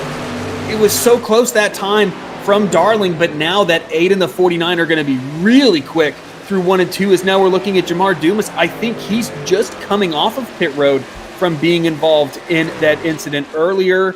Yeah, so yes, he is scored as 1 down right now. I think he will likely be 2 down, but back up front, you didn't miss a lot. The 11's still fighting. It's just going to be almost impossible without just an exceptional run from the 11 to get up there and get by these two. He's going to have some help. Absolutely. It's got to be frustrating if you're Chris Darling. You're probably slapping your steering wheel saying, come on, somebody get up here, somebody push me. Unfortunately, nobody wanting to take the risks that he is and move down low. They kind of fear, I'm sure, that if they do move down low and they try to help out Chris Darling or get a run for themselves, that gap where they dove down from is going to close up and they're going to be stuck down there. And of course, if the bottom lane isn't moving, if it's the slower lane and you're stuck there, that's just a bad situation all around. So a lot of these drivers are comfortable up top. They know that they've got the draft help. It's the place to be at the moment. And right now, being at the stage of the race we are, I mean, we're on lap 61 out of 125, not even quite to the halfway mark. It's not really worth it to take these big risks. I think if you can stay single file, that's the move to make, especially when you think about the safety factor, Drew. I mean, when you're single file, it's so much easier just to hit your marks, make your laps, and you're not going to see as many cautions, not as many mistakes, and that's what these drivers want. You know, they don't want to wreck out, they don't want to spin out, they don't want to do something dumb now. They want to be there at the end, and the racing that we're seeing right now is the kind of racing that's going to ensure that they're able to get there. Yeah, I completely agree with that. It's challenging to figure that stuff out. I thought there was going to be a stack up right there out of turn 4 between the top 3s. They're nose to tail. They're first through third, coming up on that number 6 truck right now, and a little bit of lap traffic, something we really haven't seen tonight, as the number 84 of TJ Buck and Nathan now are battling each other. Also the number 1 truck kind of like just looming, just hanging out, being up front. A lot of pace out of that one we expect later in this race. TJ Buck up there as well as that number 6 truck takes him 3 wide. He is way off pace. That's a great looking scheme there. Of course, MaxGrafix, another partner here at NSRA, and always putting great schemes out on the racetrack. Back up front though, Chris Darling able to grab that race lead, Andre, as he finally made it work. And how close was that, Drew? When he slid up in front of that number 8, I don't think you could have put a sheet of paper between their bumpers. It was that close. But it was masterful by that number 11 truck. I don't think he could have done it any better. He knew how hard it's been to get that run on the bottom lane. He's tried it time and time again, it did not come to fruition. So when he did get clear, even if it was by nothing more than an inch or two, he knew he had to slide up and take that chance, which he did. and he's actually been able to hold the lead for the remainder of this lap, and now sliding back up to the top lane, it's going to be hard for anybody to pass him. That bottom lane has deteriorated and dissipated even more than we already saw earlier in the race, meaning that it's not going to be easy for that number 8 truck or the number 49 to try to dip down there and get him. Now, right there, what you're noticing is Chris Darling goes to the bottom of the track through the corner. Now, he actually pulls away a little bit from the trucks behind him, but that's kind of to his disadvantage, I would think, because when he comes out of the corner and everybody's a little bit further behind him, again, that's more drafting opportunity for them. So he's going to have to play some really good defense, and he's got to be careful of where he puts his truck, because if he makes the wrong move at the wrong time, that's going to open the door for these trucks behind to attack. Yeah, it certainly will. Ooh, a little bit of contact right there between the 23 and the 8. I think the 23 thought he was clear. He wasn't.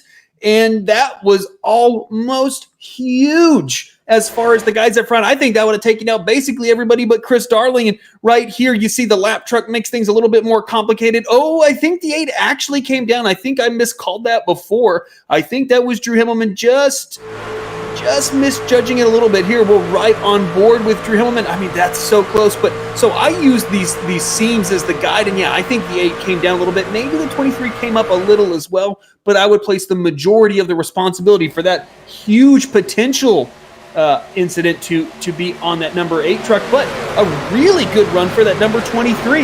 I haven't seen him up front all night, and all of a sudden Travis White up in second position looking to take the fight to Chris Darling. Yeah, he definitely used that opportunity that happened there to his advantage. There was a lot of chaos, and like you said, there was a huge potential for a wreck, and I think a lot of drivers kind of backed out of it. They thought better of it. They're like, man, that was almost something. And so they let off the throttle a little bit. They put themselves in a bit of a safer position, but that number 23 truck, he said, nope, I am using this to my advantage, and now he's up into P2, trying to get around the leader as a little bit more lap traffic is in the picture there on the bottom of the track. And the more single file this gets, the more the top lane starts to come in and everybody's running it time and time again. That's going to make it easier to navigate this lap traffic for the leaders. As now we got another pass for the lead. There goes the 23 right around Chris Darling, but does he slide up and block? Yes, he does. Yeah, Chris Darling not letting that race lead go without a fight, as the number 23 of Travis White takes the race lead. Thanks to everybody hanging out in our chat. Stay Tuned Sports, obviously a huge part of this lead. Jason Freeman and Adam Dama as well. So thanks for everybody for hanging in. Adam Dama talking about VR problems. Yeah, certainly can empathize with that. VR is great when it works, but when it doesn't, it is pretty horrible as your whole vision goes black. But yeah, thanks for talking with us, folks. We currently got 24 viewers right now, so that's outstanding. Hopefully we can get that bumped up. 7 likes as of right now as well. Thanks everybody for tuning in as Travis White continues to hold this race lead. And actually, I mean, I've seen spurts of pace from the 23. He's just always gotten caught up in something, or something's happened that's prevented him from maximizing where he's been running at certain times. But a great run tonight, and as we've said, it's just going to get harder to basically lose track position as this race goes on.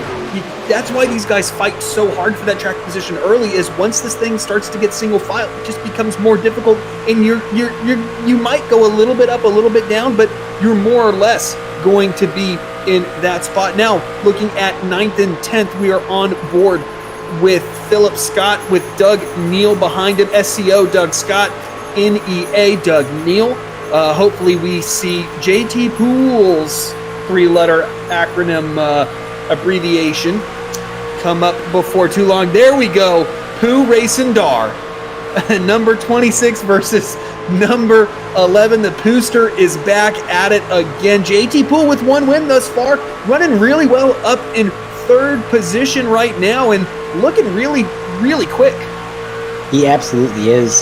He's one of the trucks that's kind of worked his way up to the front from the back of the pack. And you made a really good point there, Drew, talking about this is why it's important to get the track position early, because right now, single file, when everybody's running the top, you can't really use the rest of the track. I mean, this track is 8-9 trucks wide, but if you dip down, if you try to make something happen and you don't get the help that you need down there, it's going to go nowhere. But speaking of getting help, look at the number 11 as he slides up. He got a huge push into the lead, and then he came up the track trying to play a little bit of defense, and it worked out in his favor, luckily. But that caused a huge checkup for the 23. He's now in danger of going down another position, and it's Christopher Darling back to the point as now more positions shifting around behind him. Seems like the aggression levels are really kicking up these last few laps compared to what we saw prior here, Drew, and I think there's a reason for that. We've been green for a little while now, and I think sooner rather than later, we might be approaching our first green flag pit sequence of the night. And if that's the case, they want the track position. They got to be able to be in the best position they can be when they come down pit road. Yeah, absolutely. We had kind of too much stuff going on to talk about it, but we passed halfway just about 10 laps ago. So we are winding this thing down slowly but steadily, and I really feel like I commentator cursed. Oh my goodness, that looked like that was going to be a wreck.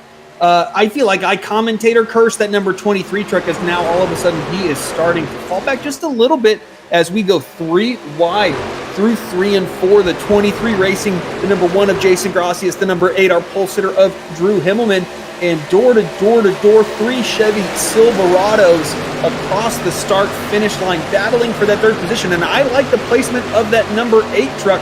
I think that Highline just is going to prevail over time, especially in those 3 right situations. It's contact between the number 23 and the 8. An exceptional save by Drew Himmelman. That was a great save. That little bit of contact could have been race-ending had he not quite caught that truck the way he did. We're going to take a look at the replay. Keep your eye on that white and blue number 8 at the top of the screen. It was net code. They never truly touched, but as far as the simulator was concerned, it was enough contact to lift even the left rear tire of the number 8 off the ground. And I'm sure that steering wheel got really light, and that was a scary moment. Luckily, he was able to get that thing gathered up and really didn't even lose too much time as a few trucks slide in front of him there. Riding on board now, you can see just that little bit of netcode contact. The steering wheel nice and smooth. That right there, that was ice cool right there. He kept such a level head in that situation to not overcorrect. That was incredible. Yeah, it's so easy just to snap the wheel into the slide rather than just feeding wheel into it as the slip angle increases. But I got to say, I mean, that was wheel to wheel. You saw that truck hop. That, like when F1 cars make wheel-to-wheel contact, one of them hops. That's exactly what happened to that number 8 truck. And so that truck's not even on the ground while it's basically starting to lurch sideways. So the probability or just the chances of being able to catch that are really slim. But it's not just probability. It's not just chance. It's also really, really good driving by Drew Himmelman to catch that thing. As now he has slid down to the 10th position, but I think that's not too bad. I'm sure those tires are probably a little overheated from sliding as well. But that kind of elevated everyone else around him. JT Poole in second, the 23 able to maintain third despite that little bit of contact. And then looking at now the Bet Angles number 24 machine, that is of course Ben Mashburn racing number 28 of Jamar Dumas. These guys just a little bit behind those guys in front. And absolutely, please go do check out Bet Angles. If you want to make a little money, you want to be the smart guy in the room as far as bets are concerned, Bet Angles is your place to go. Using some fancy schmancy data to figure out what's smart and what's not as far as betting angles are concerned.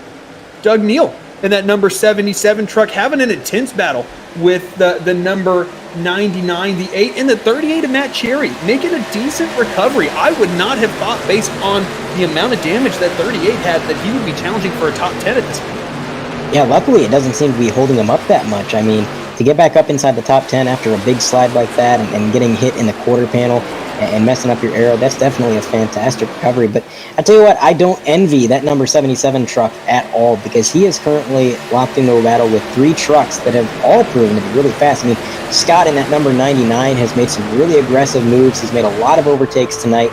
We know he's fast. And then, of course, behind him, you got the 38 who led so many laps, as well as the number 8. So he's got some incredible talent behind him to try to fend off. And so far, he's done a phenomenal job of it. And I think really that 77, Doug Neal, he's quietly had a really great night. I mean, he's done a great job tonight just hitting his marks, making sure that he's running towards the front, not being involved in any of the numerous incidents that we've seen tonight. And who knows, if he plays his pit strategy right, he could gain a few positions under this sequence should it stay green. And it could really be a great points day for him, maybe even a win if he were to get up there. I know he's got a lot of speed in that truck. He just hasn't had the track position. As now we got a battle brewing there. A little bit of side-by-side sliding up and down the track action. As now, here we go. Everybody making their way down to pit road. The pit sequence has officially started. Yeah, that number 11 leading a whole train of cars down pit road. This is another big kind of point in the race, is ensuring you get on and off of pit road. Chris Darling, known to not necessarily have the cleanest pit stops always. Will he get a kazoo? Nice clean stop from the number 11. Right side getting jacked up. Changing tires is the number 26 of JT Poole is our race leader. I think that is definitely of kazoo quality onto pit road for Chris Darling. So congratulations to him. JT Poole, our second place runner when pit stop started. Going to be interesting to see how much draft effect did this have on these guys. What was the delta time for the pit stop, the in lap, the pit stop, and the out lap comparatively for the guys who pitted early versus the guys who pitted later? The first four guys who pitted are all really close together on track right now, drafting well with each other. Now looking at James Lorello, not quite as much pace as I was expecting. Oh, the 77 does not earn a kazoo. That is a blown pit stop from Doug Neal. Commentator's curse, Andre. I guess I shouldn't have said anything about him. That's going to cost a lot of time for Doug Neal. I mean, he didn't just glide a couple feet too far. That was almost 2 full pit boxes he had to reverse. So I'm not sure if he just kind of got mixed up in the chaos of pit road. And I'll tell you, Drew, that's something that can happen at this track because you have to pit with a large pack. If you do not, you're going to come out without any draft help and you're going to lose substantial time. So you got to come down pit road with everybody else. The problem is that when everybody's coming down pit road, everybody's pit boards waving, everybody's getting their car serviced, it can get really easy to be overwhelmed and completely miss your pit stall if you're not paying attention. So it's a tough situation. Unfortunately, it bit Doug Neal there. But yeah, that's one of those things that can happen. And I think with only having one green flag stop so far, maybe these guys just weren't quite, I don't know how to say it, I guess, prepared for this green flag stop. You know, they were kind of out of the groove for it. Yeah, it can be really challenging. I mean, just getting on pit road, you can gain a lot, you can lose a lot going on to pit road. The more aggressive you are on pit road, the more time you're going to gain, but the more that you risk speeding versus the guys who are a little bit more conservative, they're going to give up that track position, but they're going to guarantee themselves not get a big penalty. But I really like what this 26 did. He pitted a lap later. I thought he was going to lose quite a bit more time than this. He came in second, came out second. The order of the trucks relative to him have changed. But now, I mean, I don't know that it's going to be worth a ton, but I would always take having a lap fresher tires than a lap older tires. Absolutely. I mean, the fresher, the better. And I think one of the biggest winners on this pit sequence was the number 26, JT Poole, who at this point is trying to make a pass for the lead on the number 49. These two have been battling it out side by side, and they've had some great pace. And I'm looking at the number 26 of JT Poole, and I'm seeing that he's actually got a substantial amount of left front damage, at least on my end from the spectating. And it really doesn't seem to be holding him back that much, which is a lucky break. I mentioned earlier when we were looking at the number 07 that front end damage is the worst kind of damage that you could have at a track like this. So to see him up here with the pace that he has, definitely probably a relief for him, because when you get that damage, you never know how it's going to affect you. I'm also keeping an eye on Jason Gracias. That's another driver who has slowly worked his way up the grid tonight, and now he's currently sitting in a podium position in that number 1 truck. This is a driver who really narrowly avoided a couple of these incidents tonight, and luckily, because he has done that, he's in a really good position right now to be here at the end. I'm with Peter.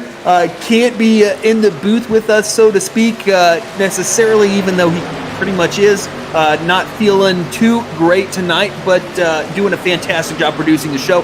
I don't see anything on that 26. It's dirty, which is the problem with running a white front end on one of these cars with all the bugs and stuff you get on it. It's certainly is dirty, but I'm not seeing any damage, but that happens in iRacing. Sometimes a vehicle will look totaled and be totally fine, and then all of a sudden iRacing corrects itself. So who knows, but I think that 26 looks pretty clean on my end, as all of a sudden 3 wide for the race lead. Chris Darling, Jason Gracias going after each other, and I think Chris Darling is going to get this lap. He will, but that number 1 truck is right there with them, and all of a sudden, these guys running single file, keeping it fairly cordial, and it just has exploded 3 wide on 3 wide TV. Nothing really more fitting than that, as Jason Gracias gets a great run out of turn 2. Where is that 23 truck going to go? He's going to go with the number 11, but I don't think it's going to matter. The number 1, Jason Gracias, our Daytona winner, back to the race lead. And this is the first time, I believe, all night long that he has led. I said that truck has a lot of pace, and, well, that proves it. He is up into the lead. I'll tell you what, though, I'm still keeping an eye on that number 11, Chris Darling. He's one of the drivers, I think, that has been pushing himself the hardest tonight. I have not seen any other driver on the track make as many overtake attempts as he has. Every single lap that he's not in the lead, he's putting his truck somewhere to try to take it back. And he's been driving really aggressively but really smoothly all night long. As we take a look right now at Matt Cherry, who, remember, he was involved in that incident a while back towards lap, I believe, 40-something. And now all the way back up into the top 10, closing in using the draft, trying to find his way back up front. And what a recovery that would be, Drew. To go from, as we have a little bit of near contact there with the 26 truck. But imagine that comeback, to go from spinning through the infield, a little bit of damage on your truck, chaos happening all around you, and then trying to get back up to the lead. Yeah, it certainly is a big challenge for those guys who get involved in incidents and then trying to get back up there. And when you do, you feel like you almost got a new lease on life, as we are now looking at the battle for 18th position. Tyler Dudley, Paul Billis, and Matt Vanderkoy in the 42 of Barry Knapp, just a little bit behind these 3 drivers. Out front of this group is Paul Bilson. Doug Neal, despite that penalty, was also right in front of those guys as well. Here's the number 99, the 9, the 8. That's an exceptional recovery, speaking of guys that had moments, for Drew Himmelman running in 9th position. So this is basically 9th position to 13th position is that 84 truck of TJ Buck. Jordan Scheffler behind them, of course, would then be 14th position. These guys all racing each other. Also of note, a really good run by Tristan Mayer Mar. I still have yet to hear feedback. Please tell me if I'm pronouncing your name wrong. I would like to get it right. But a really good run for that number 17 truck. But Jason Gracias, not settled is this race lead. As Chris Darling, Jason Gracias was pretty forgiving in that moment right there. I think he let that number 1 truck or that number 11 truck and the number 1 truck were working well together right there. But you know who's rejoined this whole group here, Andre? He's the number 38 of Matt Cherry. That black and red truck right there, I would not count him out. Absolutely not. Like I said, he has made a fantastic comeback to go from spinning through the infield now all the way up into the top 10. And again, the top 10 is also close that at this point it is anybody's game. Anybody could really get up there and snag that lead if the cards fall in their favor, if they get the slipstream that they need.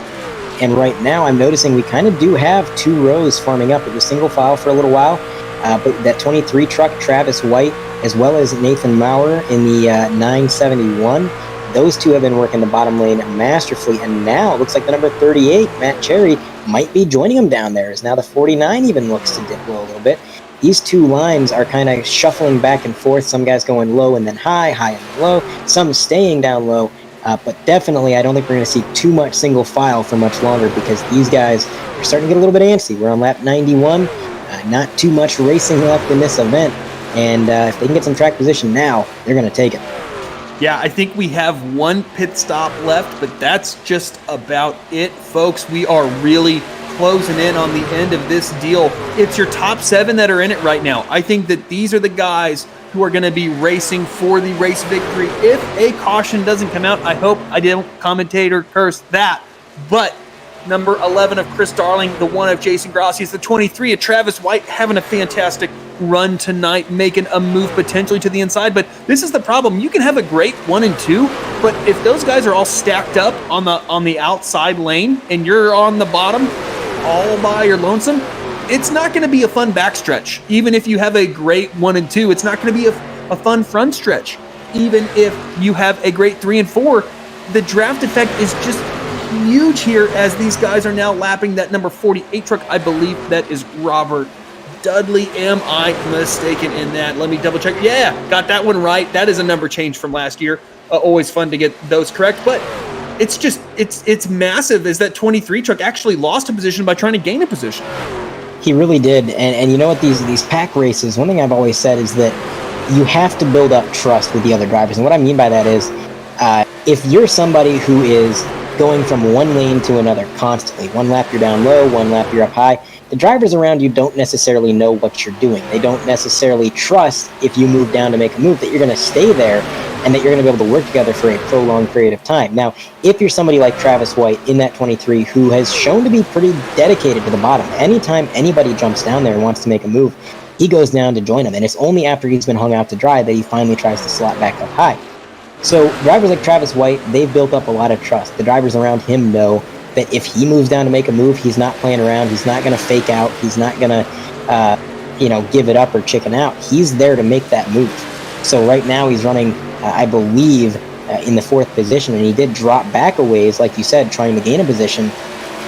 But when push comes to shove at the end of this thing, and we double up, because believe me, they are going to double up. You're going to see more side-by-side action over the last few laps if it stays green. And certainly if we get a caution, there's going to be a lot of side-by-side. But either way, it's going to be a race. And when that happens, that 23 is going to probably have a little bit more help than some of these other guys who maybe haven't shown the dedication to the bottom lane. Yeah, I certainly agree with that statement there, Andre. As JT Poole starting to struggle a little bit. I'm kind of surprised with this 26 truck. He lost a little bit of track position, not able to regain it as he got a big run right there. And got the 49 looses. Oh, the number 10, Monty Glover, a little bit of contact with the wall. That almost caught the number 23 truck right there. But you know what I'm seeing right now is Jason Gracias trying to work with Chris Darling, maybe trying to break these two away from those guys behind him. But I think it's just going to be really hard for the front two to break away from everybody else unless they get it on pit stops. I think that's going to be really challenging. Mitchell Adams having, I wouldn't say quiet. He's been up front all night, but not making the aggressive moves that we have seen from other drivers and just being slow and steady. Now getting a good run on that number 23 truck as JT Poole looks to his outside, not going to be there. And Mitchell making just a firm, closing of the door to that number 26 truck. With Matt Cherry, of course, as we mentioned right there. I think that this is where that damage is going to hamper that 38 truck, right? This is when you're racing the quickest guys out there, so any type of damage that you have that could hurt you a little bit is going to be amplified when you're racing the quickest guys on the track. Right, when you're up front, you are racing the best of the best. You're racing the drivers that are up there for a reason, and you need every advantage you can get. You need the slipstream, you need to have a clean truck, you need to be in the right lane. You need to know exactly where to put your truck and when to do it. And if any of those things are out of line, you're going to have a very difficult time making any overtakes, especially in a situation like this where right now there's not much of a second line. It's pretty much all single file along the top. So it definitely a tough situation. But if anybody can overcome that, I really think that 38 truck has the speed in it. He led a lot of laps early on. He got spun out. He made the comeback all the way back up into the top 10. And even now, you can see he's not really off pace on the straightaways. He's not getting quite the run using the slingshot that some of the other guys are, but he is at least keeping pace with them. And sometimes that's all it takes. If we come down to the end of this thing and he's sitting 3rd or 4th, he overtakes a few of these trucks here, gets up in the top 3, he's in the catbird seat. You don't necessarily always have to pass the leader on speed at the end of these things. If the two cars ahead of you get together and tangle up and you happen to avoid it, well, you're the one that's walking away with the trophy. So right now, he's doing everything that he can, and he's doing it right. He's putting himself in a good position, and as long as he steers clear of trouble for the rest of this thing, he's definitely got a shot, as does anybody in this lead pack. Yeah, that absolutely is the case. It's going to be hard to make those moves now. I think that's what we're seeing. The 971, Nathan Maurer, has been coming on really strong lately, but I just think that it's going to be really difficult unless I think you're the second place truck where you can maybe back up, get a little bit of a gap, maybe get a big run.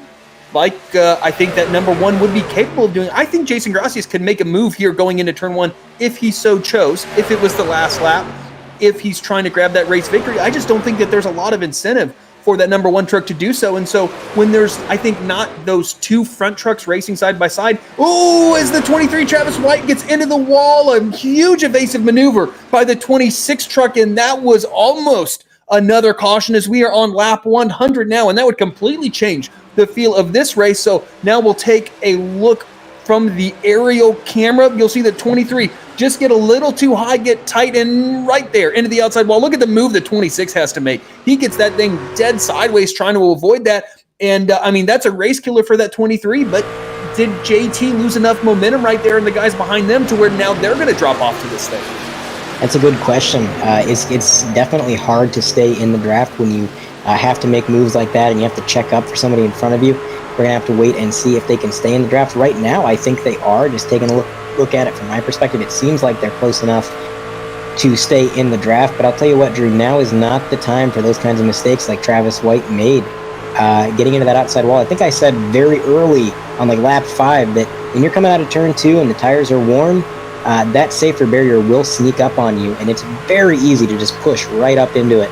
And that is luckily the first time we've seen it really tonight, but unfortunately for Travis White, it was him who finally made it happen. So a lot of damage to the right side of that truck, and I'm looking at his lap times. They have definitely fallen off by a good 4 to 5 tenths, probably just due to not only just aero damage, but no longer being in the draft as well. So right now, as it stands, he's definitely going to need a caution if he wants to get back up in the mix of things, because he is off pace and that truck is not doing too well. As the 49 is going to be pitting, a lot of cars from the lead pack are going to be pitting. Chris Darling among those, making that hard left turn. So these guys are going to be draft partners once they exit the pits. You can see, I believe that's the 19 truck already down there getting service. Or I'm sorry, that's the 18 truck getting serviced. And a few drivers are yet to pit. They've stayed out on the track, among those JT Poole. Going to see if these guys happen to stay out much longer or if they come down pit road alongside everybody else. I think, Drew, that it would be the smart call to come down as soon as you can. I mean, once you see those leaders dip down, I don't think you want to give up that much time on those older tires and stay out. I agree. I got to say kazoo for Chris Darling right there. Congratulations for Chris. Seems like he has been spending his offseason cleaning up his pit stops, as that was a clean entry and exit off of pit road for that number 11 truck. But yeah, you're just giving up a little too much time.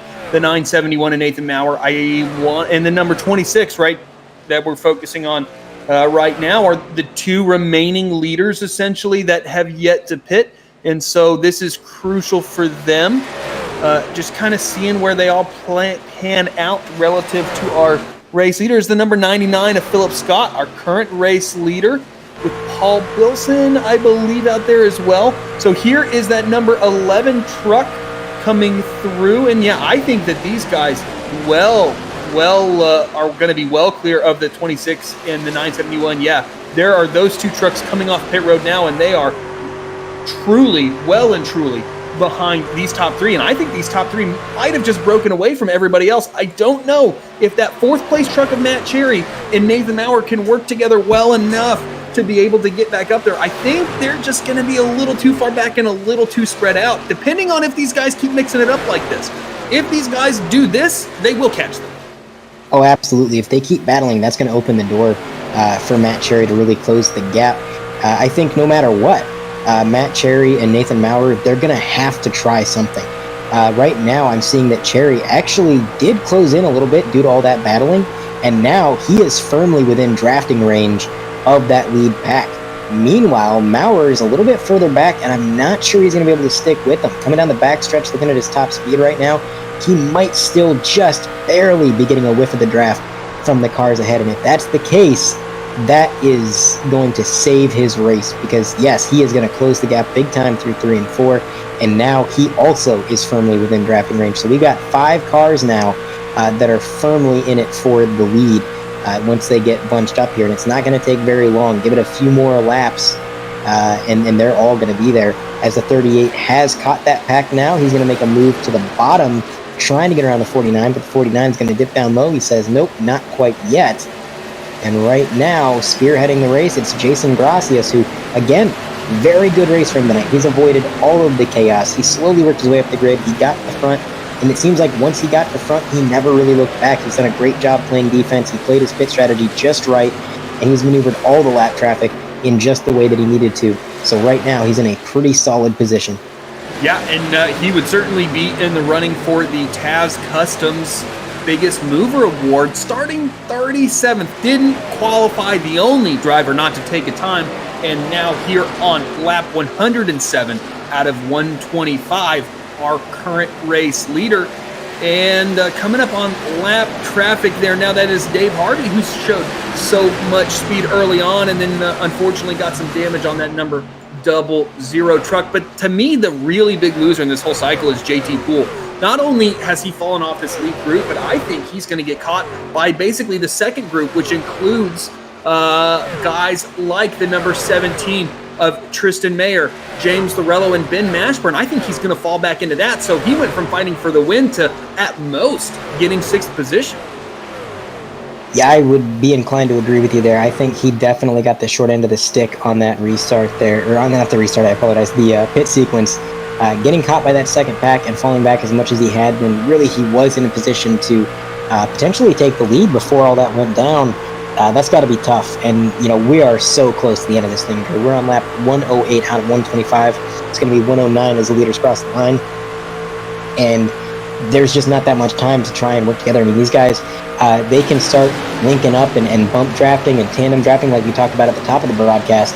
But, you know, that takes time. You know, closing that gap, even if you can do it, it takes quite a bit of time, quite a bit of patience, and that clock is running out. You know, that hourglass, that sand is rolling down, and we're getting to the thick of things here. So right now, I think if you're not in this front group, which, by the way, speaking of the front group, we've got a side-by-side battle for the lead. Christopher Darling now making a move on the bottom. But if you're not in this lead pack of 5 cars or so, your chances of winning this race, I think, rely on getting a yellow flag.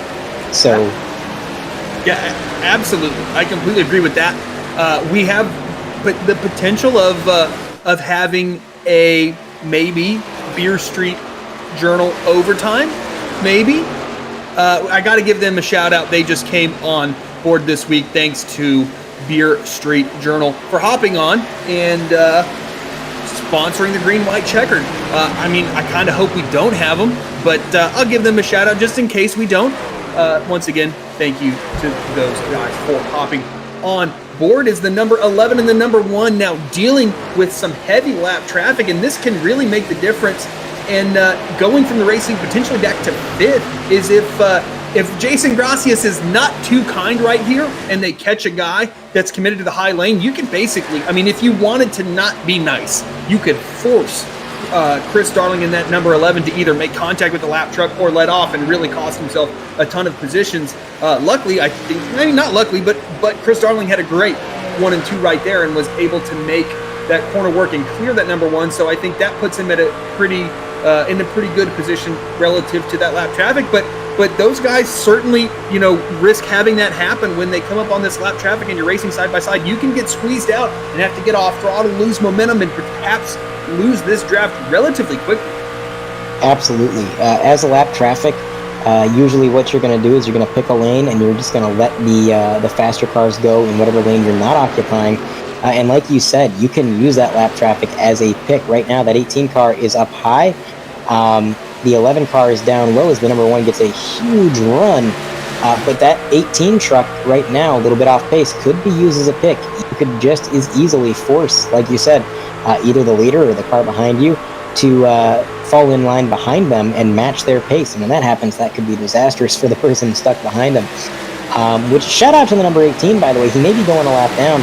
That truck has a lot of damage. So for him to hold on to that thing as long as he had and have the tenacity to stay out here and just salvage what he can, it takes a lot of effort. So definitely shout out to him. He's doing a good job making sure everybody gets by.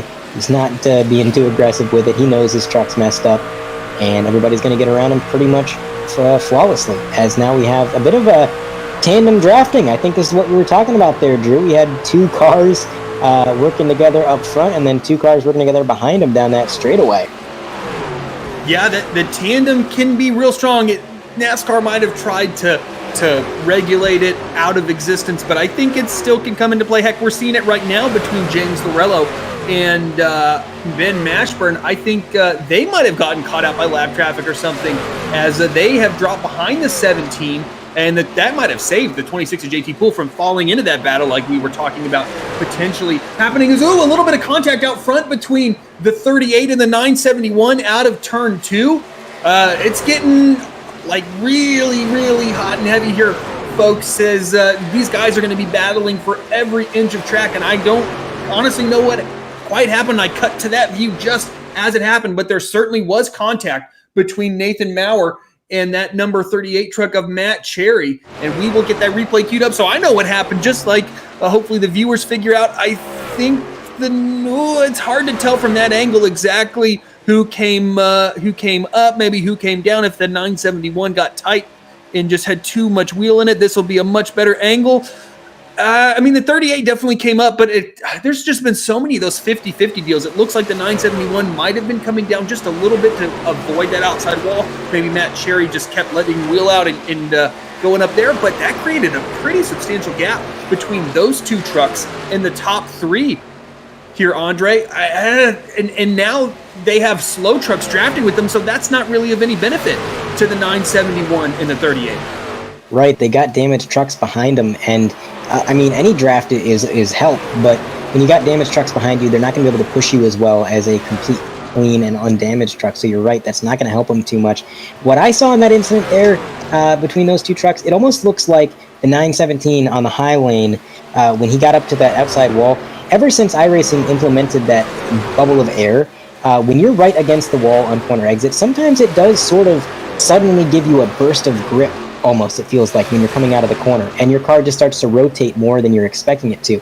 So I almost wonder if he didn't have that wheel cranked, he's trying to stay off the wall, and then suddenly he catches that bubble of air and it kind of pushes him off, at which point he made that little bit of contact. That's what I saw. I could be wrong, but it definitely, like you said, it wasn't anybody's fault. That was a 50-50 sort of racing deal, and you're going to see that a lot, especially so late into the race when everything is on the line. The 38 could have stayed a little bit lower. He could have given a little bit more room to the truck ahead of him, or the truck to the outside. But are you really going to do that? Are you really going to be courteous on lap 115 out of 125? Because, I mean, I can tell you what I would do, and it wouldn't be being courteous. I would be trying to take every inch of track that I can get.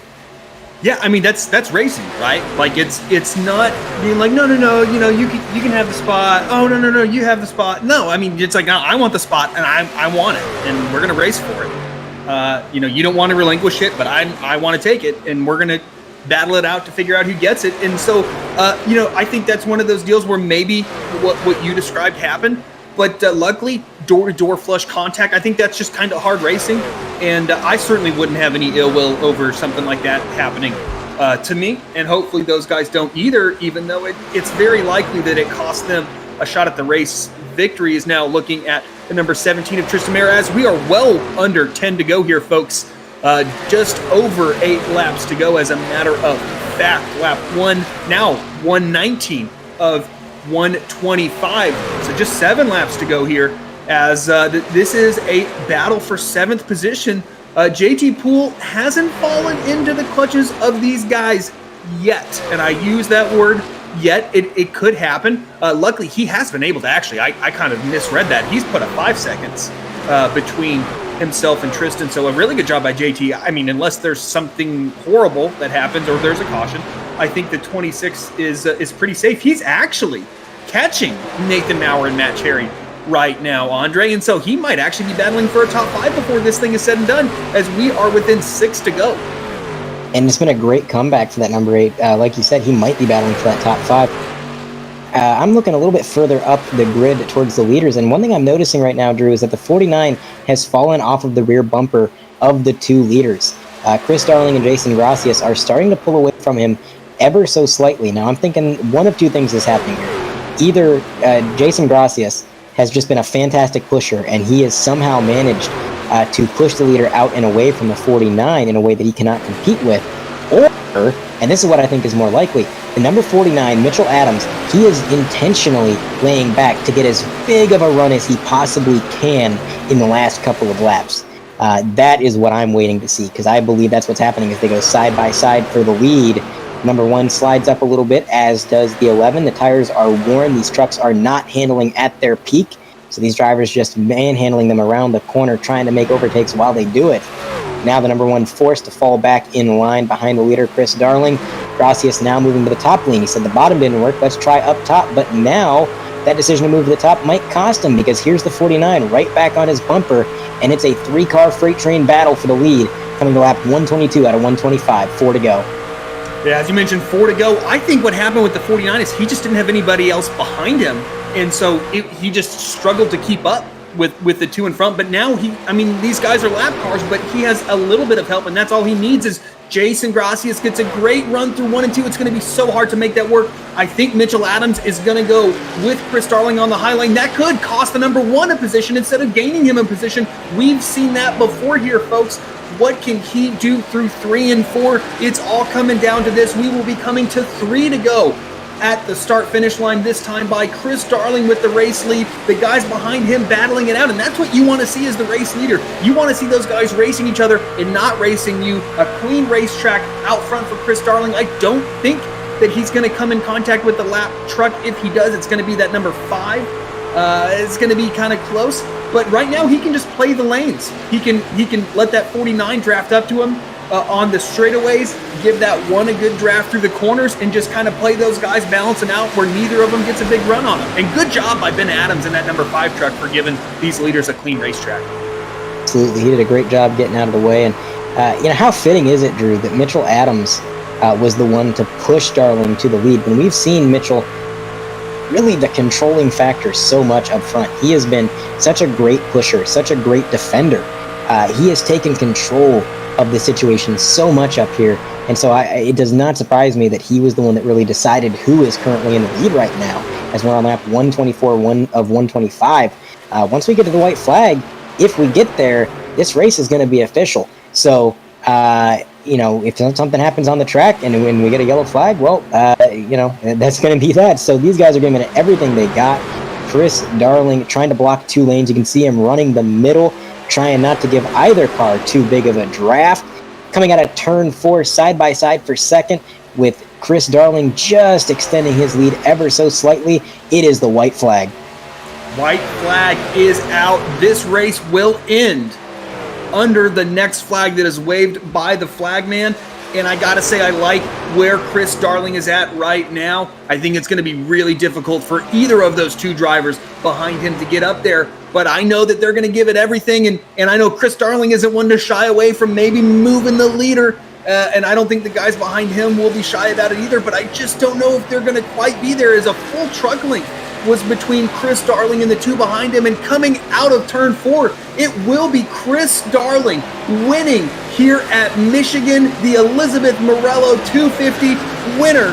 Chris Darling in that number 11, his first win of the year. Second and third go to Jason Gracias and Mitchell Adams. A close battle right there, but I think that that's about the position that those guys were running for the last 20 laps or so. So how fitting that it ends like that. The number 38 in Matt Cherry grabs 4th position, and Nathan Maurer, a fantastic run in that 971 truck, gets 5th. And the guy we're looking at right now, JT Poole, able to recover to 6th position. Ben Mashburn in 7th. I mean, a really solid run. This number 17 truck that we're looking at right now, a great run by Tristan Mayer. And now we're seeing that celebration, a celebratory door check by JT Poole. Mitchell Adams coming up, giving him a little good job, bud, as well. And a heck of a drive by Chris Darling. Absolutely. I said earlier in the race that I didn't think anybody was pushing themselves quite as hard as Darling. He was just making every attempt that he could. If he saw even a sliver of a chance to try to make an overtake, he would send his truck into the corner as deep as he could. And even when nobody else was behind him to give him any draft help, even when he was completely on his own and he knew that the chance of making the pass was minimal, he still went for it. And that's how he drove all race long. It was 100% aggression for all 125 laps. And ultimately, it paid off because he's going to bring home the trophy. He absolutely will, and we'll hear from him in just a few moments as we get our post-race interviews all queued up for you folks. Chris Darling, his I believe this is his second win, at least of the times that we have been covering him. Chris Darling's second win, and some congratulatory remarks, statements, so on and so forth from those two. And I believe that we have all of our interviews ready to go. So we will go ahead and bring in our third place driver, Mitchell Adams, from that driving that number 49 truck to third position.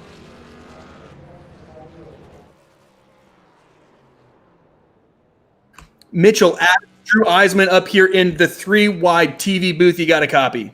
Yes, I do.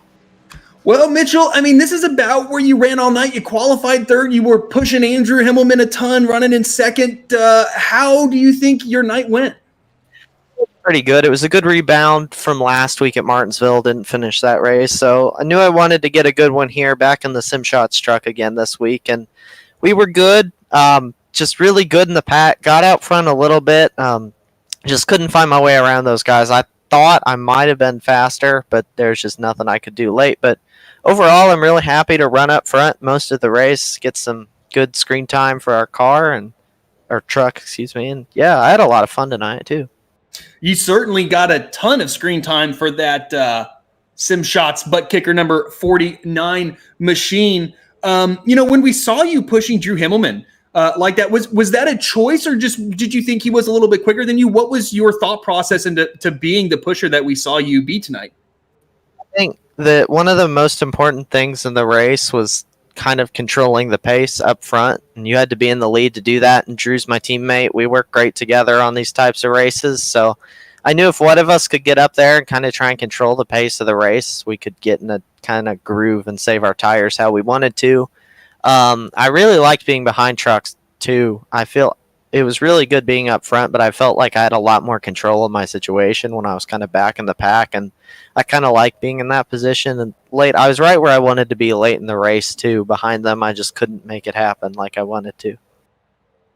Yeah, but I mean, third is certainly strong. This is what you tend to do. Just great, consistent finishes. Going to be a great points night tonight. But we got some wild cards coming up. Bristol Dirt and the Roval. What are your thoughts going into those events? I'm no dirt racer. I barely ever do it. The only time I've ran dirt here in the trucks, I ran very well, though. That was at Eldora. I was in the NSRA, too. So I'm hoping that I can put another good run together next week. I've tested the track. Not a fan of how the truck drives, but still shouldn't stop me from running up front. I love road course racing, and especially in these cars. And the Roval's a great track for me. I've won in the NSRA at the Roval. Won a lot of races there, too. So really looking forward to the road course. The dirt's a toss-up, but I'm looking forward. I'm hoping we can keep it clean and have some fun. Well, I think it'll be spectacular for the viewers. Hopefully there's not a ton of dirt and dust up in the air, preventing us from seeing it like it was in real life. But, I mean, congratulations on third. You know the drill. We've talked to you a ton of times by now. Is there anybody that'd like to give a shout-out to? Yeah, just shout out to everybody that's on the truck. SimShots, primary sponsor for this race. MaxGrafix, GTR simulators. You can use code GTRSim to get 10% off your order there. Buttkicker, new sponsor this week. The Pit Stop Racing News. They're on Facebook. Check us out we're at Pit Stop Racing Network. And yeah, just thank you to you guys for the broadcast. And again, everybody here in the NSRA for putting on the race. And I'm looking forward to next Friday. Absolutely. Congratulations on your podium, and thanks for talking with us. Thank you. Well, that was our third place finisher in Mitchell Adams. I believe Andre has caught up to our second place finisher, Jason Gracias. Jason Gracias, you got a copy? Yes. Jason, you had a fantastic night tonight. You worked your way up through the field, and it seemed like once you got up towards the front of the pack, you never really looked back. Some of the guys that got up there and ran up there for a few laps eventually faded, but you were just almost painfully consistent all night long. Towards the end of the race, you were in the top three, battling it out for the lead. Unfortunately, came up just a little bit short. Walk me through how that truck felt tonight, and how difficult was it to pass late into those runs? Well, last season we came here, and I think I started in the back again. And I jokingly said, "Let's do the first challenge," and I got taken out. So this year I tried it again, and I almost pulled it off. This with iRacing going to a dynamic track setup, it was cool because on fresh tires, the bottom had the advantage. But after 3 or 4 laps, you could put it on the outside and really make the guy on the inside work for it, and you could just rock it towards the front. You could probably flat foot for maybe 12, 13, 14 laps, but after that, those who saved a little bit of tire came to life at the end, and that's where I really specialize on old tires and learning how to save. So I knew if I was just consistent, staying in the draft, it would work. But Chris, he had this race on lockdown.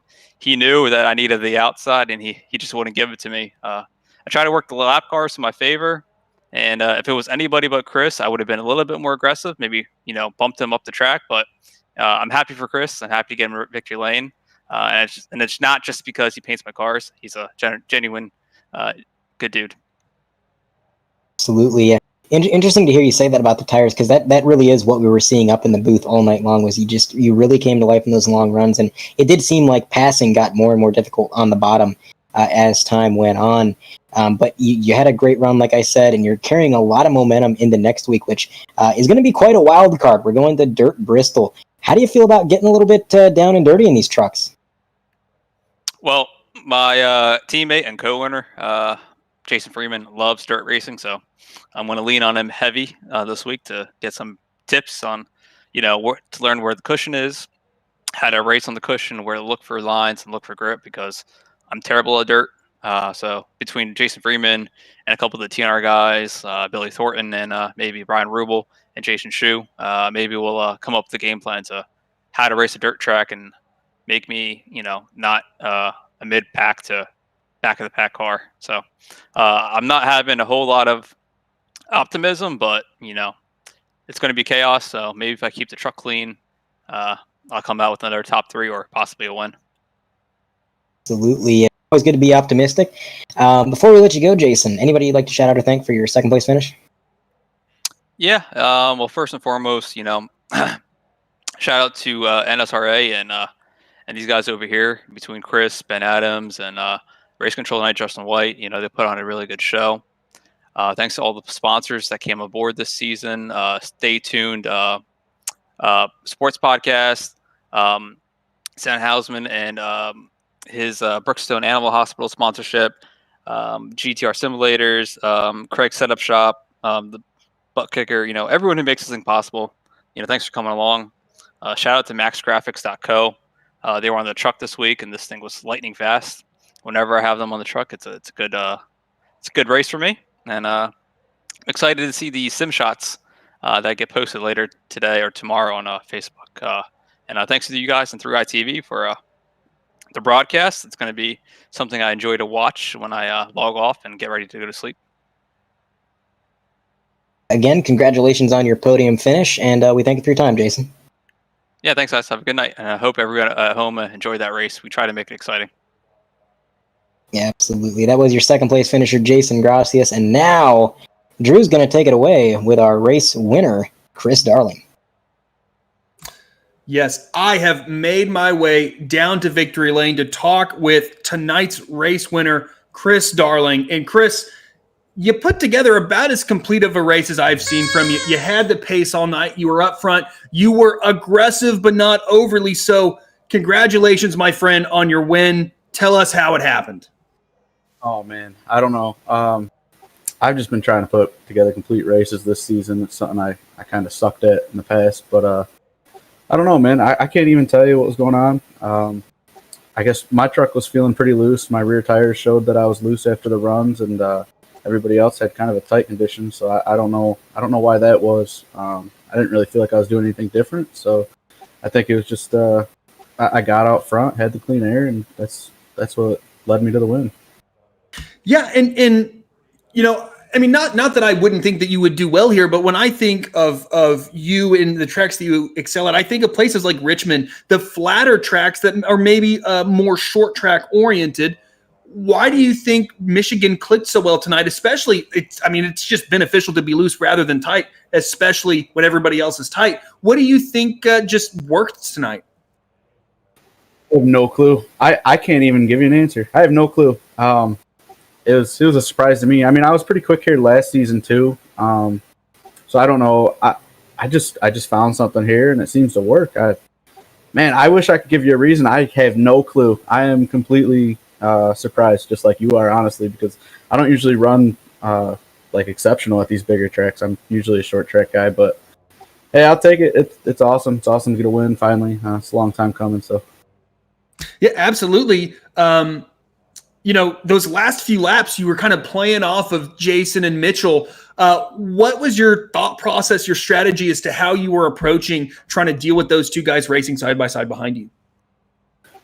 I knew I was racing Jason pretty good. So I knew maybe his tires were going to be a little more beat up than Mitchell, who's sort of known for saving his tires more often than not. So when I saw Mitchell get beside him, I knew I had to keep Jason kind of beside him and just try to make sure they were racing the whole time, because as long as they were racing, they weren't gonna close any gap on me. So that's pretty much what I was doing. I was just trying to make sure Jason had some draft off the corners and keep him even down the back stretch and the front stretch. Well, I mean, you mentioned you like short tracks. We asked Mitchell Adams what he thinks about next week at Bristol Dirt. He's never really done dirt, so he has no idea. Jason Gracias is going to be leaning on his teammate Jason Freeman to figure out what's going on at the dirt track. What are your thoughts? What are your expectations heading into Bristol Dirt? Well, I've done a little bit of dirt racing, not a ton. But what I did notice, I did run the trucks there in the official races for iRacing, and I don't think the dirt racing really translates to the trucks, honestly, after driving them. The trucks drive like cinder blocks there for some reason.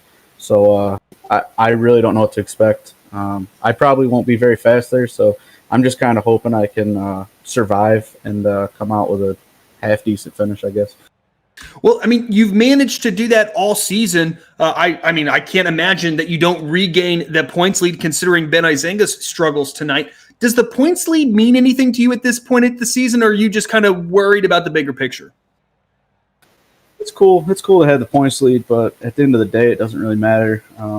We're just trying to make it to the playoffs, which now I'm locked in. So, I mean, yeah, it's cool. It's cool to be in the points lead, but at the end of the day, it doesn't matter. Once we get in the playoffs, then it's game on.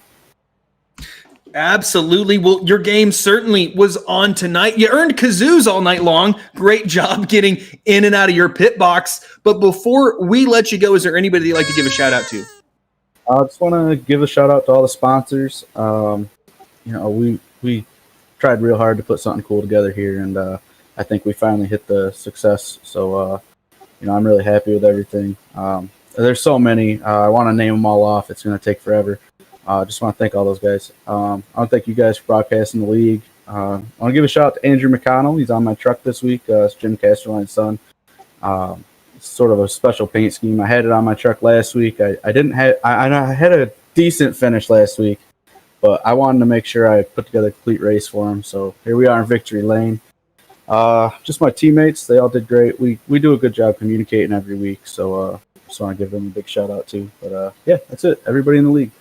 Thanks for everybody helping put this on. Yeah, Chris, I got to say, your two wins that we've broadcast, at least in the truck series, have been with pink cars. You just got to run pink cars more, man. Maybe that's why. You never know. I don't know. I got to get a race win from Taz Racing Customs. I'm going to shout him out here for sure. So I'm going to try to put something together, and maybe I'll show that off in our Discord a little bit and on our Facebook. Absolutely. Once again, Chris, congratulations on your win. A heck of a drive tonight, and thanks for talking with us. Well, all right, folks, that was your race winner, Chris Darling. A great performance by that number 11 truck. And now we'll give you the full rundown of exactly who finished where here at the Elizabeth Morello 250 at Michigan. Chris Darling, you heard from him. He was our race winner tonight. Jason Gracias second, Mitchell Adams in third. You heard from all three of those folks. Matt Cherry, a really solid run, a ton of pace out of that number 38 truck, but just not able to kind of match his aggressiveness with being more risk averse and unfortunately kind of put himself behind the 8 ball. And I think he never fully recovered from that, but a good run nonetheless. Nathan Maurer in that 971, a great top 5. JT Poole, I got to say, if I would have had to place money on somebody before that last pit stop, it probably would have been that 26. That ultimately was his undoing, but an exceptional recovery for JT. Ben Mashburn, a nice finish in 7th position, as does that number 17 truck of Tristan Mayer in 8th. Great runs by both those drivers. Our pole sitter, Drew Himmelman, I'm sure he'll take a top 10, but I think you would be disappointed if you won the pole and then finish towards the tail end of the top 10. James Lorello, a quiet night from that number 9 truck, as quiet of a night as I can think of. He'll be looking to rebound at Bristol Dirt next week. A good run from Jordan Shepler in 13th. TJ Buck in that 84 truck in, I said 18th. And in 11th, the 13 truck finished 11th. That 84 truck finished 12th. Travis White, a disappointing ending to his race and where he finished relative to the top 5 that he was running before that contact with the wall. That 23 truck finishes in 13th position. Justin White, his fellow surname, finishes that number 2 truck in 14th position. Philip Scott in that 99 truck, a solid top 15. Doug Neal, commentator, cursed his way down to 16th position. Mike Tellier Floppy had a little bit of struggles there in the first part of the race, never able to recover in 17th position. And Matt Vanderkoy in that number 16 truck finishes 18th. And taking a little bit further back, we got Barry Knapp finishing 19th in that 42 truck. Tyler Dudley in the 15, finishing at P20. Behind him, you got Garrett Gleason, Kyle Lewis, Peter Certo. I apologize if I mispronounced that. Again, I don't commentate this league too often. I do apologize. Stan Hausman, Brian Bradley in the 16 is going to bring it home at P25. Robert Dudley, Paul Bilson, David Harvey, Jamar Demas, Jeremy Richmond, Ben Adams in that number 6, bringing it home at P30. And from behind P30, you got Ben Adams, Monty Glover Jr., you've got Colin Ulrey, Jason Freeman, Tony Lucarelli, you've got Ben Izenga, and then you've got Evan Gilbert rounding out your field in P37 in that 19 truck. Yeah, and that is your finishing order tonight, folks. But we got another thing coming. Exactly. Peter, you read my mind.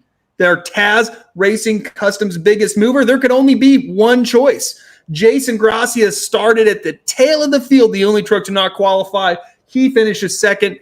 A great result for him. You heard from Chris Darling. Taz Racing Customs, fantastic job.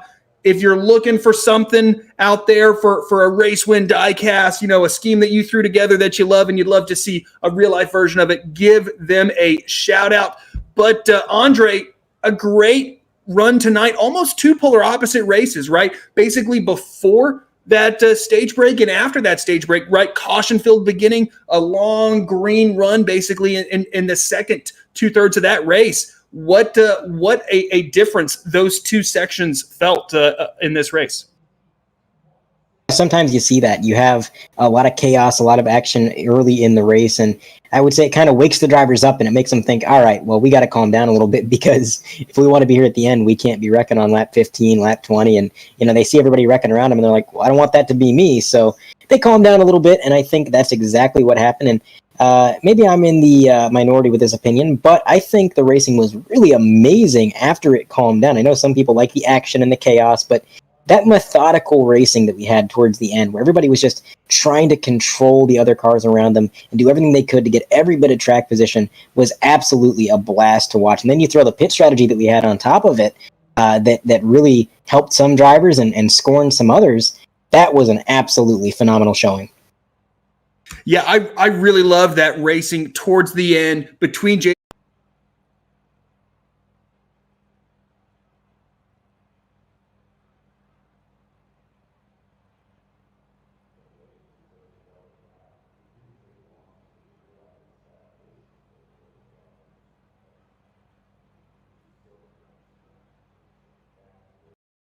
fantastic night broadcasting this race for you. I hope you had a fantastic time watching it. For Andre Grand Bush joining me in the booth, for our producer and our under the weather friend Peter Short, I am Drew Eisman. Thanks for tuning in.